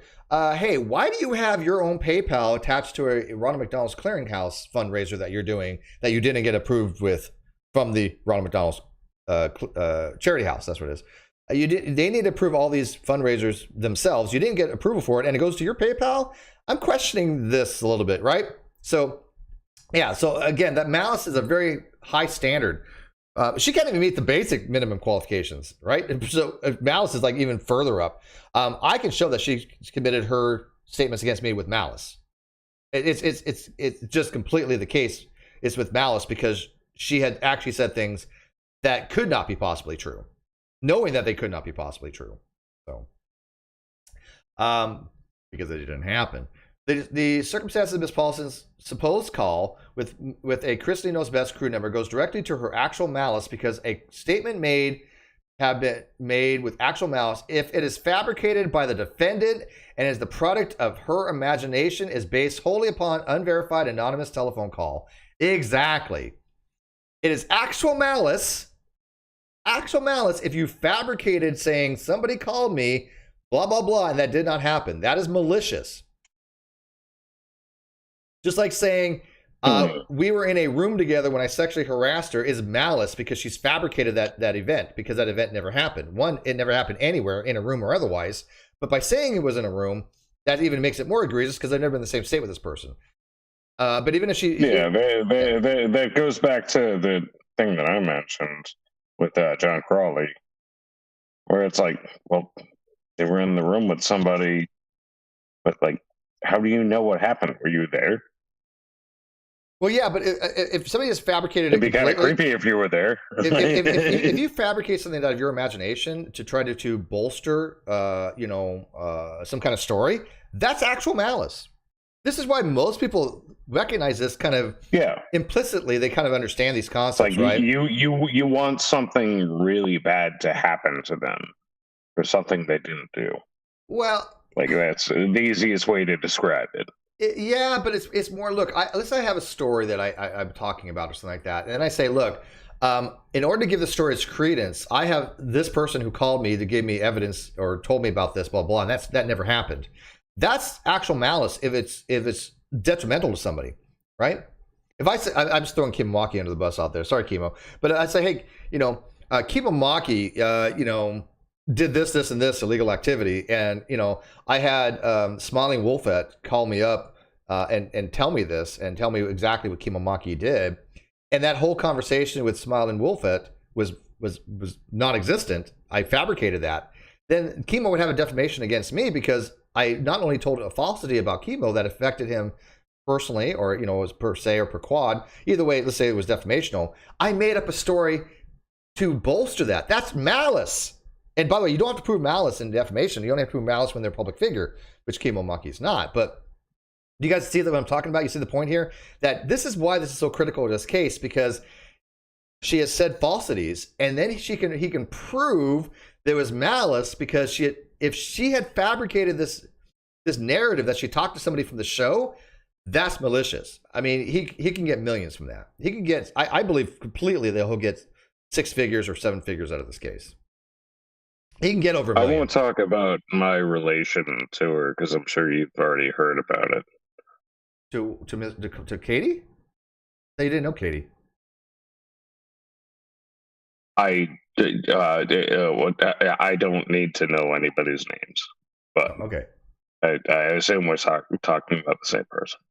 It didn't end up well. We're talking about, and it was partial. Wait. No, partially... I'm confused here. How do you know Katie Joy Paulson without a crystal ball?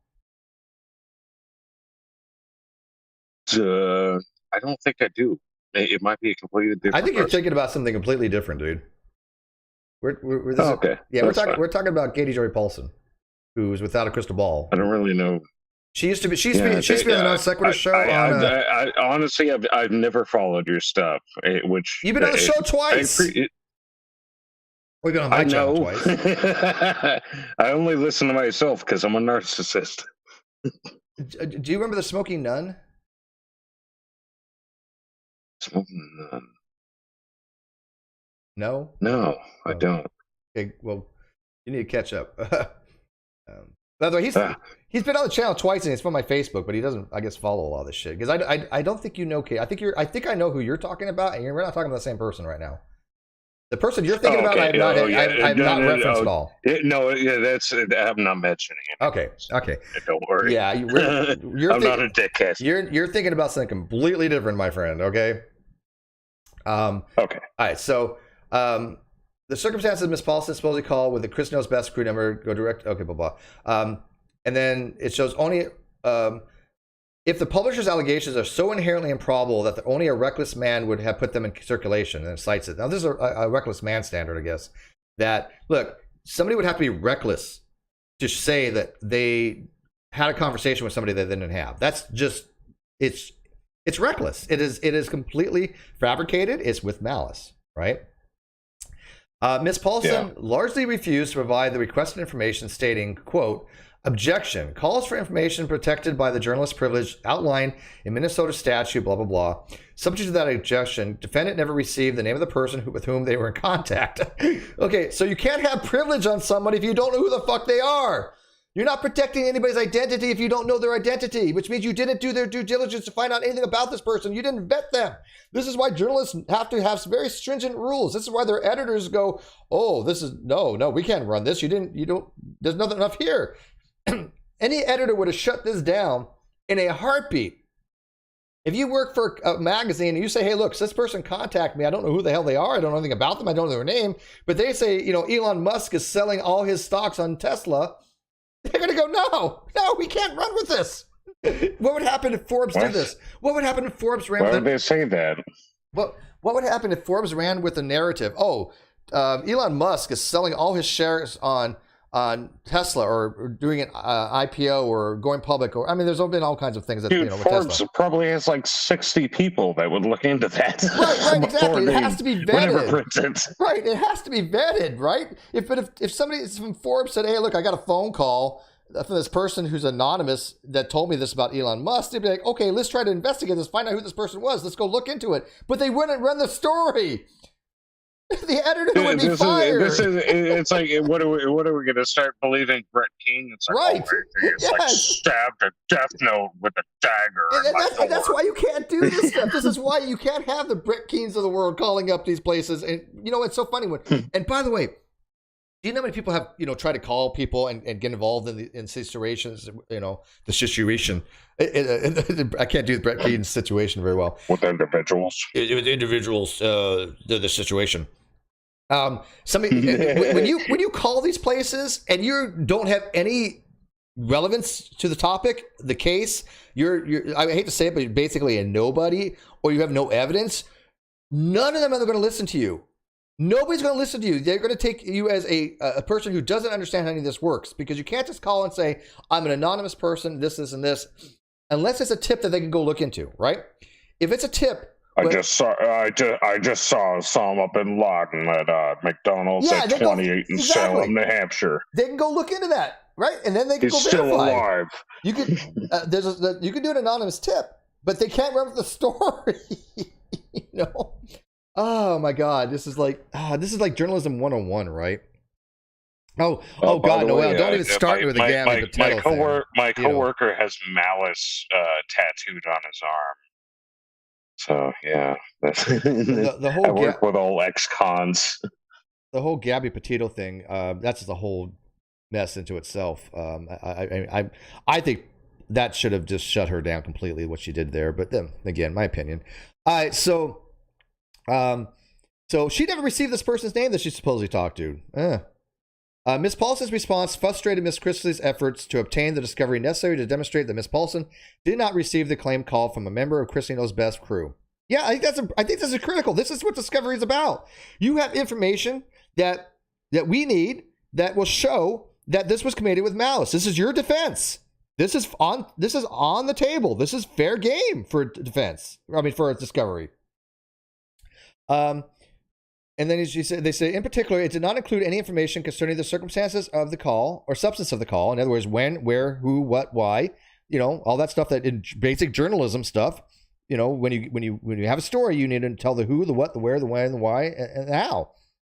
She got none of this. She didn't give him any of this. She didn't say when the call was. She didn't say who it was from, because she didn't know. She didn't say what time of the day it was, what the call was about. Nothing. Or any detail as to Ms. Paulson's effort to confirm that this individual was a Chrisley Knows Best crew member, because I don't believe this ever happened. I can see legal staff just face palming at this nightmare. This sounds like a mess. Oh, I'm pretty confident that his legal crew is just foaming at the mouth right now at what how strong their case has gotten. When I first read Todd's case, I was like, this is solid.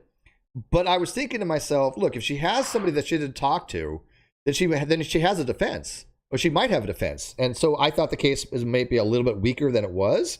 But come to find out that, yeah, she didn't talk to. Well, I didn't say come to find out she didn't talk to anybody, but I believe very strongly that she didn't talk to anybody, right? Which means that if that's the case, it is malice, and his case skyrocketed. His case just went from interesting. But she might have a defense to, oh no, she absolutely committed malice, committed defamation, because she lied about the call, which means it was malicious, right? If they can show this, if she doesn't have evidence that she has this, she's done. She could lose everything. And by the way, she does not have insurance, according to Todd and according to my attorneys. That she doesn't have insurance. Uh-oh. My lawyers have said if she has insurance, she has to turn it over, and we already did pre-discovery. They've had given her no notification of any kind of insurance. They told Todd Chrisley's lawyer that they do not have insurance. So whatever insurance she thinks she has, I don't think that's the case. And if it did, it doesn't cover intentional torts. And so her insurance wouldn't matter. The insurance would be if you did something that wasn't gross negligence that affected somebody. But you going out of your way to fabricate a story and lie about them, like she did with Todd, what she did with me, that's not covered under business liability insurance. That's not covered under that. It's just you don't have impunity. Insurance is not. Look, think about it this way, guys. If you're driving a car and you have car insurance and you willfully slam into a freaking bunch of cars and kill a bunch of people and you go, oh, it's okay, I got insurance. You think that's gonna fly? No. So what's the difference here? You hit somebody in the breakdown lane or something like that, and you wipe people out in a truck. But I got insurance. It's not going to be good. Yeah, I got insurance though. It's covered. No, you can't. Insurance doesn't cover willful acts like that. And so she doesn't understand this stuff, I guess. But according to Todd Chrisley, and my attorneys, she doesn't have insurance. So take it for what it's worth. In subsequent correspondence, Mr. Chrisley, counsel, explained in detail why the privileged defendants invoked does not apply and requested that the defendants supplement their their response. Defendants refused. Mr. Chrisley's counsel then responded by email and requested to meet and confer. Plaintiffs did not receive a response to that email. Without receiving a complete answer to Ms. Paulson's on the interrogatory number 3, Mr. Chrisley's efforts to prove that Ms. Paulson acted with actual malice will be significantly inhibited, and Mr. Chrisley can only assume that she will respond similarly to any deposition questions. Thus, Ms. Paulson must be compelled to supplement this response. I think that's brilliant. I think it's spot on. This is what discovery would actually be. She's made the statements. She's liable for those statements. He can actually show that it's malicious if she cannot produce evidence that she actually talked to somebody. And let me ask you guys this. Her lawyer has to know all this, right? There's either two things. She told the lawyer the truth, or she lied. There is no other middle ground, right? Either you tell the truth or you didn't tell the truth. And we're going to say not telling the truth is a lie. Either lie by omission or just an outright lie. Either she told the truth or she did not. There are no other logical options. Isn't logic great? Same thing with Kyle. Kyle either told the truth in court or he did not. We know now that he did not. We know he lied under deposition. We know he submitted false evidence.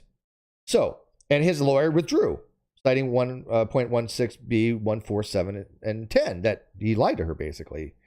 So, her lawyer, either A, she has lied to him and told him this information exists, which does not, which means that it will come out in discovery, and he would maybe have to withdraw if he was lied to, or he knows that there's nobody and he's doing his best to defend her without breaking any of the rules of the court. Because I don't think that he would ever go to break the rules of the court. I think that he did miss a deadline, but it was unintentional. And I think that, of course, like any lawyer, you try to defend your client the best you can, right? And I get that. But either he knows that she didn't get the phone call or that she did, or at least she had told him, right? I mean, there's only so many options here. If she told him that she got this phone call, he would probably at some point have to ask her for details on it. He may not have so far, because that puts him in jeopardy if he knows his client lied. But at some point, it has to come out whether she did or did not, right? And if she didn't, then he has to defend her the best he can with that knowledge. But he cannot have her lie in court. If you're a lawyer, and again, I'm not a lawyer person, I'm not a legal expert, but again, I'm not an idiot. I've had a lot of lawyers. A lawyer cannot allow you to go testify if the testimony they know is going to be false, right? And you know what's funny, dude? My lawyers have never had to worry about that. Who's this person? Hi, who's this added to the stream? Bob? Oh, I'm Bob. Hi, Bob. Who's Bob? Me? Right. Okay. I'm sorry, but do I know you though? We've talked before. On where? It's been a while. It's been a pretty long while. Where? I'm just kind of curious. At all. G plus was like that long ago. Oh God, dang! You're talking about GDC from G plus days? Yeah, Jesus. That probably before that even happened. You don't have Nadia's room. Oh, Nadia's room. Okay, you don't have to dox yourself, but I mean, would I know you under a different name? No, it would have been. Well, I wouldn't be Bob's best file. Yeah. No. You don't want to give that name out though. You don't have to, by the way. Okay. It's just really quick. I know someone that I think needs your help, and I just wanted to come in here and ask real quick if you might be willing to help him. What's that, bud? So his name's Smokey Saint, and I've been told you have experience publicly defending rapists. Okay, so Smokey Saint, by the way, is a troll. Are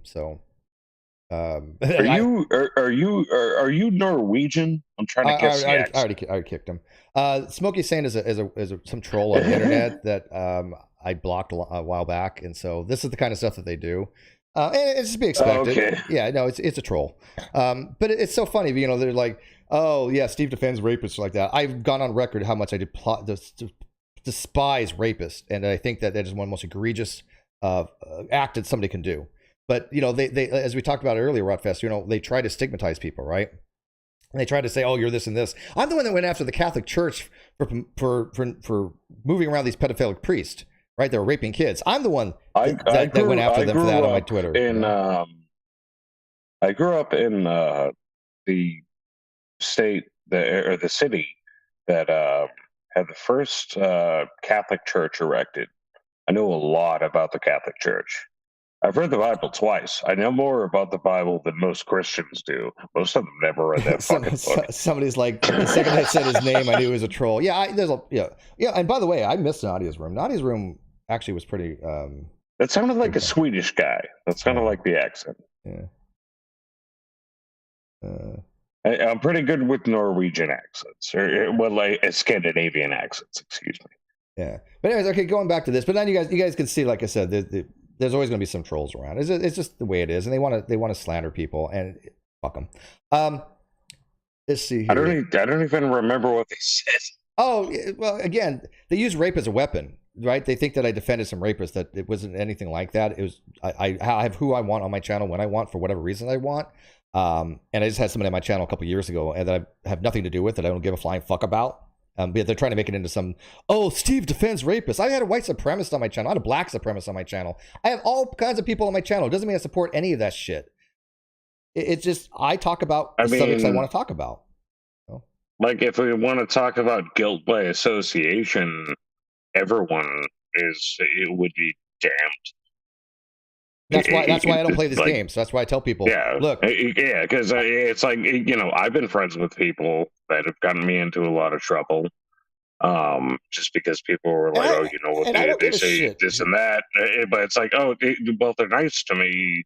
Yeah, I'm the same way. Eventually, like, if I decide, I'm just like, no, like, I can't. It's untenable. Yeah, I'm the exact same way. And I don't give a shit who associates with whom. Look, Aaron just went on Unirock's channel the other night. I don't give a flying fuck. Do your thing. I didn't watch. I don't care. Associate, hang out with whoever you want.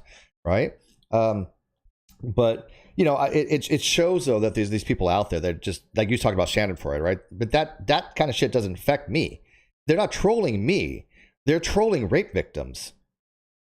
And that's what I find to be morally egregious. That these people are using rape as a weapon to harm rape victims. I find that to be morally detestable.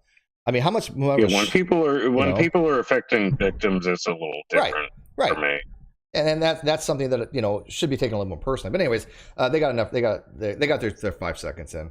But at least I kind of have to thank them a little bit. It shows my audience that this is the kind of shit that Katie Joy people kind of do as well. I think it was a Swedish person. I think I guessed the accent correctly. No, but it's just they're sociopaths. As someone who spent hundreds of hours with a Swedish person, I think I've got a pretty good guess of them at this point. Yeah. All right. So let's see here. In particular, it did not include any information. Oh, let's see here. Oh wait. Ms. Paulson did not receive the claim from the call from the member of the Christy Knows Best crew. In particular, it did not include any information concerning the circumstances or substance of the call, which I think is really critical. That she did not tell him that this was the call. When was the call? What was the information of the call? Right? Who's going to bed? You guys can't go to bed. No, sleepy. No, Shelly Belly. No, you're not allowed to. All right, fine, whatever. It's late. It's midnight here, so it's probably 3 o'clock Eastern, obviously. What the hell are you guys doing up anyways? This is just a late night stream. All right. In subsequent correspondence, Mr. Chrisley's counsel explained in detail why the privileged defendants invoked does not apply. But I read that. Without receiving a complete answer from Ms. Paulson's interrogatory. Okay, I've already read that. Okay, so defendant's failure to produce documents. Here we go, number 2. Defendants represented in their correspondence dated March 11, 2022, that they continue to work on the production of documents requested by the plaintiff in December 2021, but another month has passed. The defendants still have not produced a single additional document beyond their vastly deficient initial production. By plaintiff's count, the gram sum defendants' production consists of approximately 60 files, 5 videos, 35 pictures, 7 screen captures, and 3 documents. Defendant's production does not include any documents responsive to the 6 of 10 requests for production served by the plaintiff. Essentially, every request that required Ms. Paulson to provide non-public information. Again, according to this, all she gave them was shit that was already publicly out there that they already had. Right? She's not giving them anything new. And that's the problem. They already have all this. She's not producing anything. She's been asked to produce documentation about her alleged phone call with this supposedly person from the show by demand of the discovery.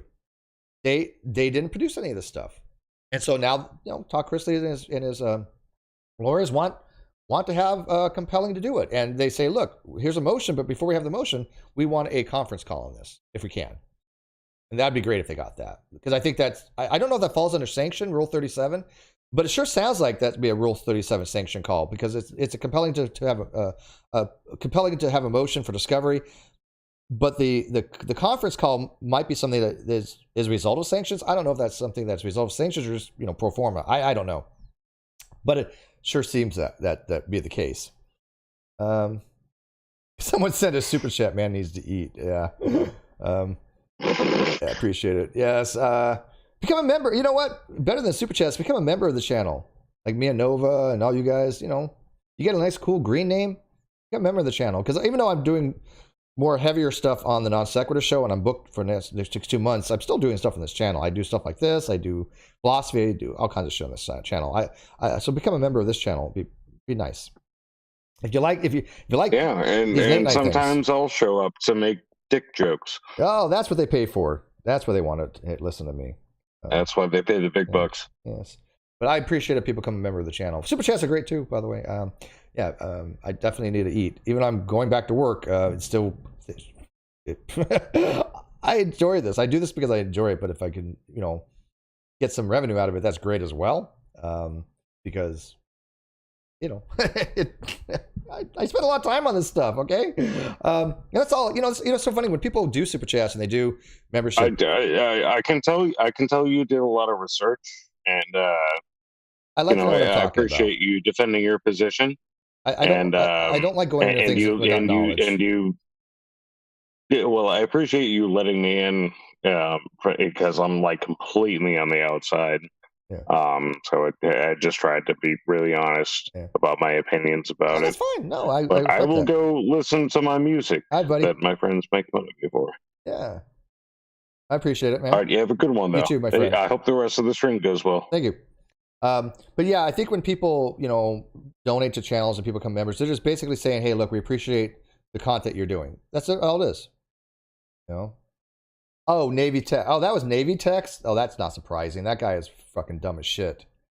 That anybody who actually believes I support rapists has got to be one of the dumbest people on the planet. That's somebody who actually is dumb as Unirock. I mean, that's just so stupid. It's ridiculous. But they've been trying to run that narrative for how long now? But again, it's backfired on them. Because people have come to the conclusion, look, these people are literally using rapists, using rape as a weapon. They're victimizing rape victims. That's pretty shitty. So there's 2 kinds of people out there. Either people like myself who speak out about these egregious things like sexual harassment, sexual assault, rape, these things that I've spoken out against, the Catholic Church doing it, I've spoken out against. Or there's people that use the people that have been victimized as weapons. And that's what they do.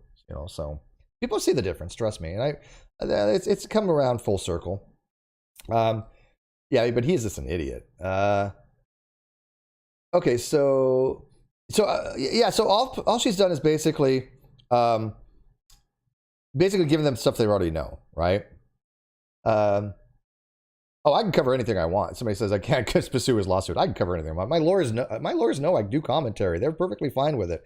All they've said is make sure that you put out stuff that's non-defamatory and that has, one, your opinion, but you can't put out like she's done this, this, and this, right? As far as like without evidence, like I can't accuse her of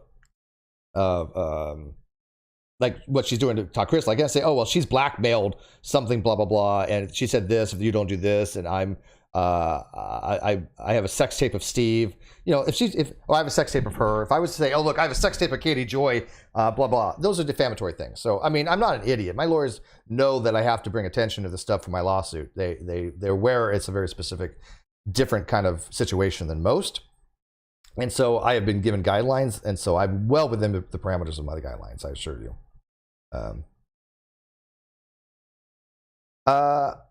On March 15, 2022, plaintiffs requested the defendants meet and confer on the status of timing.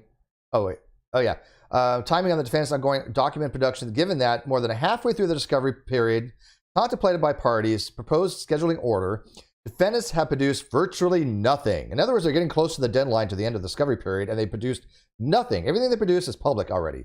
Has been public. They've produced nothing new. But defendants ignore the request too, and have continued to withhold documents.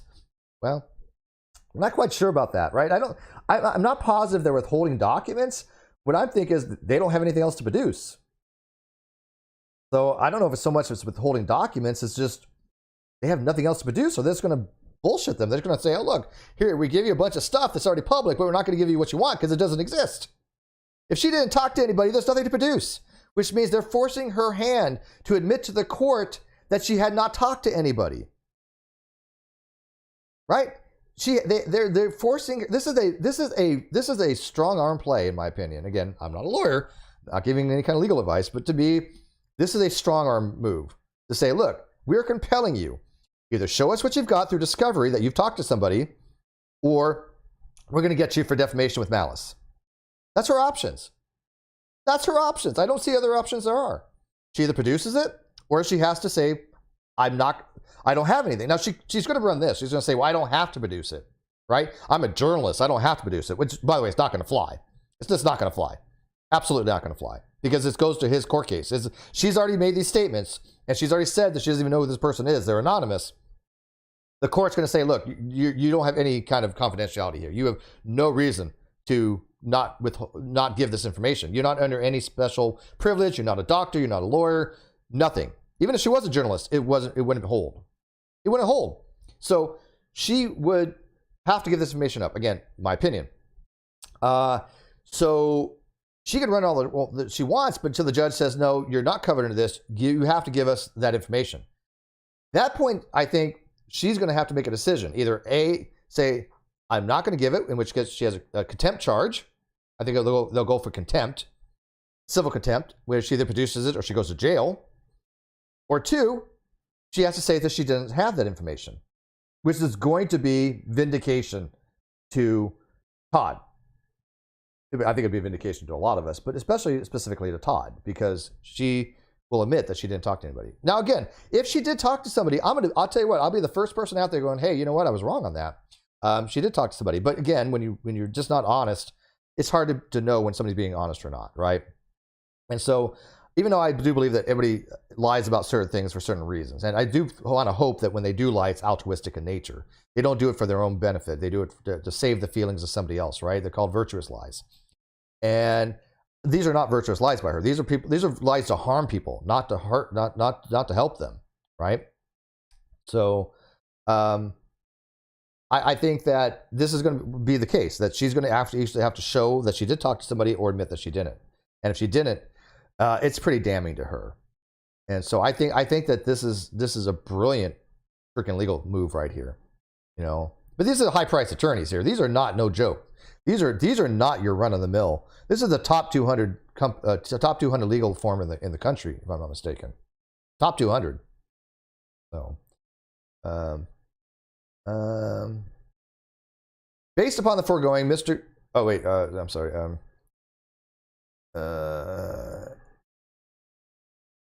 But defendants ignore this request too and continue with the whole document because of the defendant's obstruction of the discovery process. Straight out obstruction, not doing what we've asked them to do. Plaintiff has no recourse but to request the aid of the court, and that's their motion. Based upon the foregoing, Mr. Chrisley requests that the court schedule an informal telephone conference at its early convenience and set a briefing schedule to resolve these discovery issues so that the parties may keep discovery in this matter on track. And then it says, there are RFP number 2 communications Ms. Paulson had regarding referring to Ms. Chrisley. These are references, notes, journal, blah, blah, defendants are make boiler here. This most of this is relevant, but this was interesting. Defendants make boilerplate objections to each of these RFPs and stated that subject to these objections, the extent defendants have documents responsive to this request that they are within the scope of the rules, discovery is ongoing and will be produced according to the defendant's obligations under these rules. It is also unclear whether defendants have completed production of responsive documents in response to the RFP, whatever. So this is saying they're just giving us boilerplate objections. By the way, this was a response to me, completely boilerplate, I think. It was just nothing of any substance. But they're not giving what they've asked for. All right, so this gets even better. This gets even better because today, her lawyer actually wrote a letter to the court himself. And can you guys see this? Let me look on the outside here. Did it come up yet? I want to make sure it's not looking at the same thing here. Let's see here, live. Nope. Why is this not working? All right, so this is. Oh, there it goes. Okay, this is a delay. All right, so this is from her lawyer to the judge. Okay, and this is again a correspondence letter that's filed in the court. All this is publicly available through the webpage.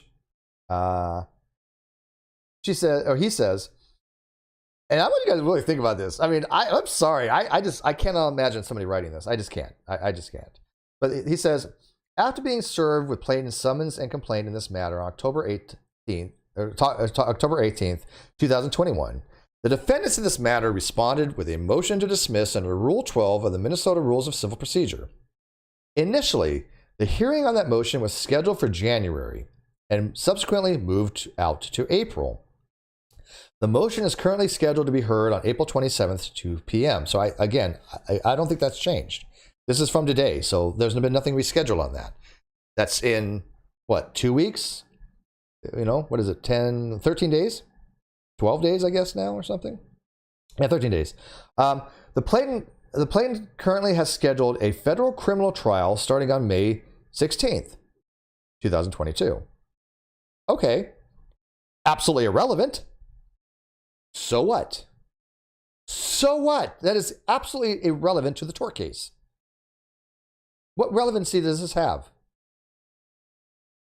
While that case regards charges of tax evasion, a number of tangential issues regarding the witness, including Mr. Chrisley's daughter, Lindsay, and her interactions with various tax authorities regarding her father, regard news items from forming a basis of the bulk of Ms. Chrisley's cause of action against Ms. Paulson in the case before this court concurrently. Well, here's the issue with this. Mr. Chrisley's daughter, Lindsay, has said that none of this ever happened, that he did not threaten her. She was mistaken on that. So if the charge was that Todd Chrisley said to his daughter, lie in this criminal investigation on May 16th, which I think is going to go nowhere, but lie in that or I'm going to release a sex tape. If that never happened, then there are no tangential issues regarding anything to do with this. Because he had wrote this today, and I don't think he was aware, or I don't know. Do you think he was aware that Lindsay had already said, nope, not true. I was wrong. My father had nothing to do with this.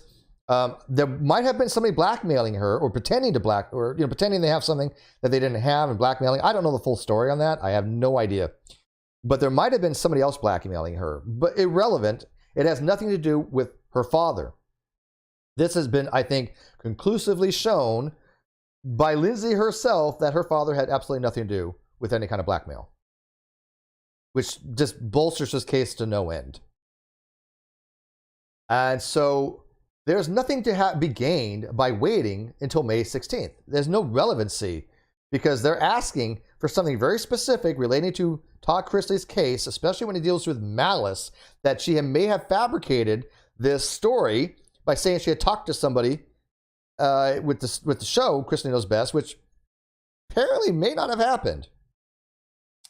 And then it says, because witness testimony in the federal courts and jury's findings of fact in the criminal case may bear issues relevant to this proceedings, Ms. Paulson respectively requests this court's leave to reschedule the hearing on her motion to dismiss until after the conclusion of the trial in the criminal case. So that any relevant findings of fact may be considered by the parties in this court matter. Okay, so this is odd to me. The motion is scheduled to be heard is on April 27th. Now, as he's asking for that to be changed, right? It appears that he's asking that to be changed to say that we don't want the motion to dismiss April 27th. We want it after the May 16th hearing. And it seems to be the case that the reason to do that is because he doesn't want to produce the documents as of yet that supposedly he has of the phone call or conversation that she had with this person from the show. And I don't know the legal procedures here. I don't know the rules of the court here. But it kind of seems that they wanted to reschedule the motion to dismiss because if that gets denied, they're screwed. They're screwed. She's screwed 6 ways to Sunday. And so they want to wait on that and then be able to say, look, we don't want to produce these documents because we're waiting on the result of the May 16th things, which I don't see any relevance why. I don't think that makes any sense. But if this gets dismissed, or if this motion gets dismissed, right, if the court says, no, we're not going to grant you this motion to dismiss, they're screwed. So he's wanting to reschedule that and postpone it until after the May 16th. You know, maybe postponing the inevitable. But he thinks that criminal case has relevancy to the tort case, and I don't see why it would, when all he's asking right now is for the interrogative question 3 was basically something along the lines of, you know, who this person that you spoke with was. That's nothing to do with this tax case. Absolutely nothing. There's no reason to ask for an extension on that. There's no reason to reschedule the motion to dismiss. And I'm pretty sure that Todd and his lawyers probably want to have that hearing for the motion to dismiss now. Why would they not want it? Get it out of the way. Right? Hey, look, yeah, we want a hearing on this. What's their reasoning? We have all this evidence. We have a case here. What is their reason to dismiss? I mean, again, maybe they have a reason to reschedule themselves. I don't think so. I don't know why they would. I haven't read anything in the documents that would suggest such a thing. So I don't know. But obviously, this has to be ruled on pretty quick, right? Because they've only got 13 days until the motion to dismiss hearing happens. And again, if it doesn't get dismissed, there's a hell to pay. Because she then has to actually fight this case. She actually then has to provide the evidence. She has to all these different things. And she's been saying for a long time, Todd doesn't have a case, blah, blah, blah. Well, I guess it's gonna be where the money where the mouth is, right? If the motion to dismiss gets granted with prejudice, then Todd's done. He's done. You know, and I'm kind of waiting to see what happens too. I ain't gonna front. I want to know what happens. This motion to dismiss on the 27th is pretty critical to a lot of different things, because if it doesn't get dismissed, she's now have a floodgates of litigation. Floodgates of litigation, I think. We already know that Robert Shin is suing her, and they include obviously Miranda and her husband, and there's 2 more being filed within 10 to 15 days, according to Todd Chrisley. I have my suspicions who that is. I've been thinking about it. I've gone back and forth and I've vacillated through a bunch of different names. So there's so many names it could be. But I think the person on Twitter, whoever it was, I'm sorry, I don't remember who it was. Who was it? God, I'm gonna go look at my Twitter now. It bothers me when I don't remember something. It wasn't Mia Nova. I was talking to her earlier. Who was this?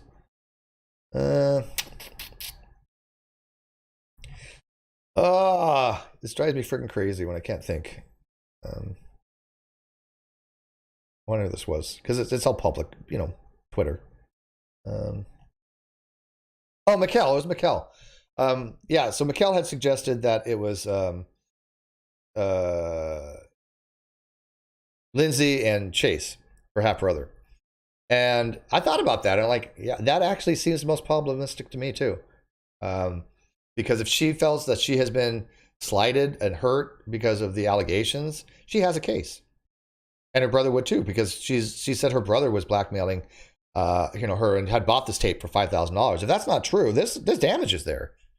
So I think that would be significant reason to bring a case if they would wanted to deal with any of that stuff, right? So I don't know. I'm just guessing here.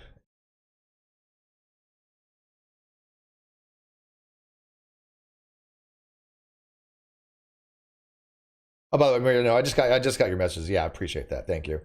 I think I did a good job navigating that, don't you, Mia Nova? But I think that other person was just a little confused. I know who they are, and they're not the troll, but the other person who came in. Oh man, hey Brandon, I got your message just now too. I was very sorry to hear that, dude. That's dude. Yeah, but you're definitely welcome anytime in my hangouts. You know that, Brandon. I have utmost respect for you, dude. All right, let me go back to my stream here though. Sorry, I didn't check my messages earlier. So Mia Nova says I can't wait to find out who the two new lawsuits are, and I think Mika's right. Mikkel is right. I think it would make sense that if two people that have a case for mental anguish, which is general damages, and for what the hell is it called, special damages, where hey, look, this person has said false statements. We've asked them to stop, and they didn't. That Lizzie would have a legal case. Now we'll find out in 10 to 15 days, right? But it would make sense. It's definitely not outside the realm of possibility. That's for damn sure. It would certainly make sense to me. But people hear things all the time, right? And until it actually, something files, you never know. I thought there was 2 other cases going to be pending as well, but they didn't come to fruition, right? So even though I thought I knew that there would be, it wasn't true that they were going to be. It wasn't true that they came to fruition. They were planning on it, right? That all was true, but it didn't happen, right? So I had knowledge of 2 pending lawsuits, but they didn't come to fruition. So they may not hear either. So I don't know. But it makes sense. So we'll see. Anyways, guys, I think I've gone long enough. Over 2 hours. This was entertaining. It was fun for me. I like these late night streams. My roommate goes to work at night. She sometimes listens to these things, but I have the place to myself, and I'm caffeinated, and I spend it with you guys. Not a big audience, doesn't really matter. I don't go for the big audiences anymore. I go for the quality, not quantity, quality, not quantity. And you guys have been awesome. I appreciate, the fact that you guys pay attention. You guys give me feedback, and I enjoy it. And that's what I'm here for. I've had this channel for a very long time, and it's never going to be a super big channel. It's just not. This channel's not set up for that. I like to see Non Sequitur grow again. But I got a long uphill battle with Non Sequitur, obviously. But it's there. But people aren't getting the notifications for some reason. They didn't last time. I had a great discussion with Brett Hatley, who was the former producer for the Howard Stern show. And we had a great talk. He's a real nice guy. Very, very entertaining dude. So if you haven't checked that out on the Non Sequitur show, go check it out on YouTube and listen to what you think, that discussion, tell me what you think, because it was really good. I mean, I could talk to that guy for hours, it seems. And yeah, if you guys haven't read this yet, then at least I've kind of, did the legwork for you. Don't take anything I say, 100%, because again, I'm not a lawyer. I don't claim to be a lawyer. I don't want to give any legal advice or anything like that. These are just my positions as somebody who just can read and who's not an idiot. But I will tell you, I think that if Emily Baker, if and when she reads these, because eventually she probably does, I think she's probably going to come to very similar conclusions. If she doesn't, I'm going to be very surprised. And I'll be like, hey, you know what? I fucked up my observations of it. I totally screwed up my evaluation. This is why I'm not a lawyer. I don't mind admitting when I fucked up, right? I don't. I just like, yeah, sure, whatever. I'm not a lawyer. But I don't really see any other way to read these things. They're pretty straightforward. I don't think you have to have a law degree to go, yeah, this guy's asking for a discovery and he's not getting it. Right? I don't think you need a lawyer to know that much. But I think that she is obfuscating. I think she's just giving them boilerplate responses and stuff that's already public, but she has nothing else to give. Same thing she did in my case. And again, I don't really always mean to bring it back to me. People are like, oh, Steve's a narcissist. No, not at all. It is, she affected me. She had harmed me. I have a lawsuit like that because she has done these similar things to me. That's why I bring it back to me, because she can do it to Todd. She can do it to Robert Shin. She can do it to Toddy Westbrook. She can do it to all these other YouTubers, dozens and dozens of YouTubers' names. You guys can come up with more names than I can, probably. She can do it to me. And so, objectively speaking, yes, it is possible that, she could have lied about all these other people, but she's telling the truth about Steve. But the probability would be so low that for anybody to believe that, I think is just irrational, right? Especially when they go, okay, hey, Katie, where's your evidence Steve sexually harassed you? And there's none forthcoming, whether in the court or external to the court. There's nothing. And when people come to me and say, hey, Steve, even though she's making these claims and she has no evidence, do you happen to have any exculpatory evidence that she lied? Yes, I do. Yes, I do. But I'm obviously saving that for the court case. But people have come to me and they've seen stuff and go, oh, yeah, you know what? She did lie about this. Yeah, she said that, for example, that I threatened her to produce a apology video that if I didn't produce it, I would ruin her. Well, I have evidence that didn't happen, like actually legit evidence. And so I know what she's capable of. And so if she could do this to other people, then I want people to believe that she'll do it to me, because that's the case. That I'm 100% convinced of that. I've staked my entire reputation on this. All my channels on this. I will delete all my channels if she can prove that I sexually harassed her. I would delete all of them, because it never happened. You can't prove something that didn't happen. But I think she should delete her channel for making these false allegations about people. Personally, this is the honorable thing to do. I mean, when you actually have lied, if I went out of my way to say that Kimo Maki, and I don't know why I keep picking on Kimo tonight, sorry, bro, but if I go out of my way to say Kimo Maki sexually harassed me, and then lied about him doing something that he never did, I need to have responsibility for that. And I think a mea culpa or just an apology is just insufficient when it's gone to this extreme. She could have apologized back then. She apologized for lying about the fraud, the medical fraud, the social security fraud, the disability fraud. People all know that. That was BS. But she wouldn't apologize for falsely accusing me of sexual harassment. And the reason why, I believe, is because that involved the Me Too movement. And as a woman, that would look really bad for her. Right? Her audience, the more woke crowd wouldn't have tolerated her using that movement as a weapon to lie about me. And I think it would have affected her more. So again, that's just my opinion on that. That's the reason why she was willing to admit that all the other stuff was wrong. But she did throw Kyle on the bus on that. But again, she didn't vet any of that stuff. But she wouldn't apologize for that particular claim, even though she's changed her story 6 times. So yes, I take it very personally, and this is why I do this. Even if my case can't make it all the way, or even if she, for some reason, gets a motion to dismiss on my case or whatever it is, at this moment, I feel extremely vindicated just by what I'm reading here, because here's her doing something very similar to somebody else. She's accusing Todd Chrisley of moral turpitude, that saying that he has crossed boundaries by threatening his daughter and blackmailing her to release a sexual explicit tape that may or may not exist. I have absolutely no information on that whatsoever. It would make sense that it doesn't exist, but who the hell knows? I do believe that he's never seen it. He has said on the show that he's never, on the podcast tonight, he's never seen it, heard of it, touched it, had anything to do with anything like that. I completely believe him. And it probably doesn't exist. But even if it does exist, she has made statements that her half-brother bought it for $5,000. And so that's something that needs to be, come out in court. That needs to be something that can be explored, because that can be very detrimental to somebody's statute and reputation, because she's went after so many people's reputations. She's gone after mine. She's gone after theirs. And I already felt vindicated, because she's going after, she went after Todd Chrisley, saying that things that I just don't think that he did, that I believe that he didn't. And if I'm wrong on that, so be it. Right? I'll be like, yeah, I was wrong. I was bamboozled, but I just don't think that I am. Nothing she says makes sense, so it's going to be fun to see what happens, though. Because here's one of those situations where, unlike Toddy Westbrook, Todd is willing to go all the way because it's personal with him. And that makes all the difference in the world. When you go after somebody's family, you could tell, like I said, how caring he is about his family. He's a dog with a bone, and he wants to show that she lied. His whole goal, I think, for this lawsuit is to show that she's willing to go to these lengths.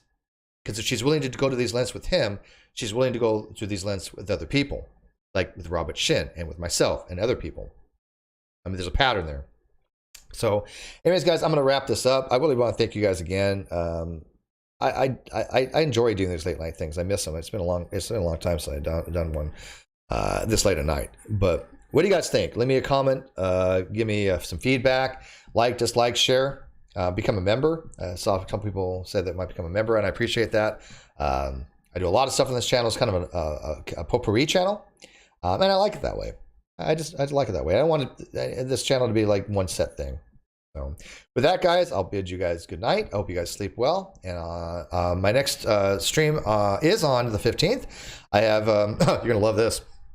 I have David Silverman on the 15th, which is tomorrow. Not tomorrow. Well, yeah, it's tomorrow, because today is actually, it's after midnight. So what is it today? It's Thursday. So Friday, I got David Silverman supposedly coming on the 15th, and we're talking about woke atheism, unless he forgets or something comes up. But yeah, that's gonna be fun. People are like, oh, Steve Steve's having Silverman on the channel. Let's go after him. I don't give a shit. Again, I will have on who I want, when I want, why I want, and if people want to watch that, great. If they don't, that's fine too. But you know what? At least I'm one of those YouTubers out there that don't give a shit about what other people think about who they have on their channels, because I don't condemn anybody for having anybody on their channel, unless they promote what they're talking about, right? If you have somebody on your channel that is this, espousing unethical stuff, and you agree with that, like Kay Baxter and Waxy, then yes, you are a piece of shit and you are doing something unethical, and you shouldn't have these people on your channel. But if you have them on to try to get pushback, or you have them on to even talk about the discussion, then yes, have on who you want to have on. Go on who you want to have go on their channels. I don't care. I never have cared. And so that's the difference between me and other YouTubers, and I hope that makes a difference. All right, guys.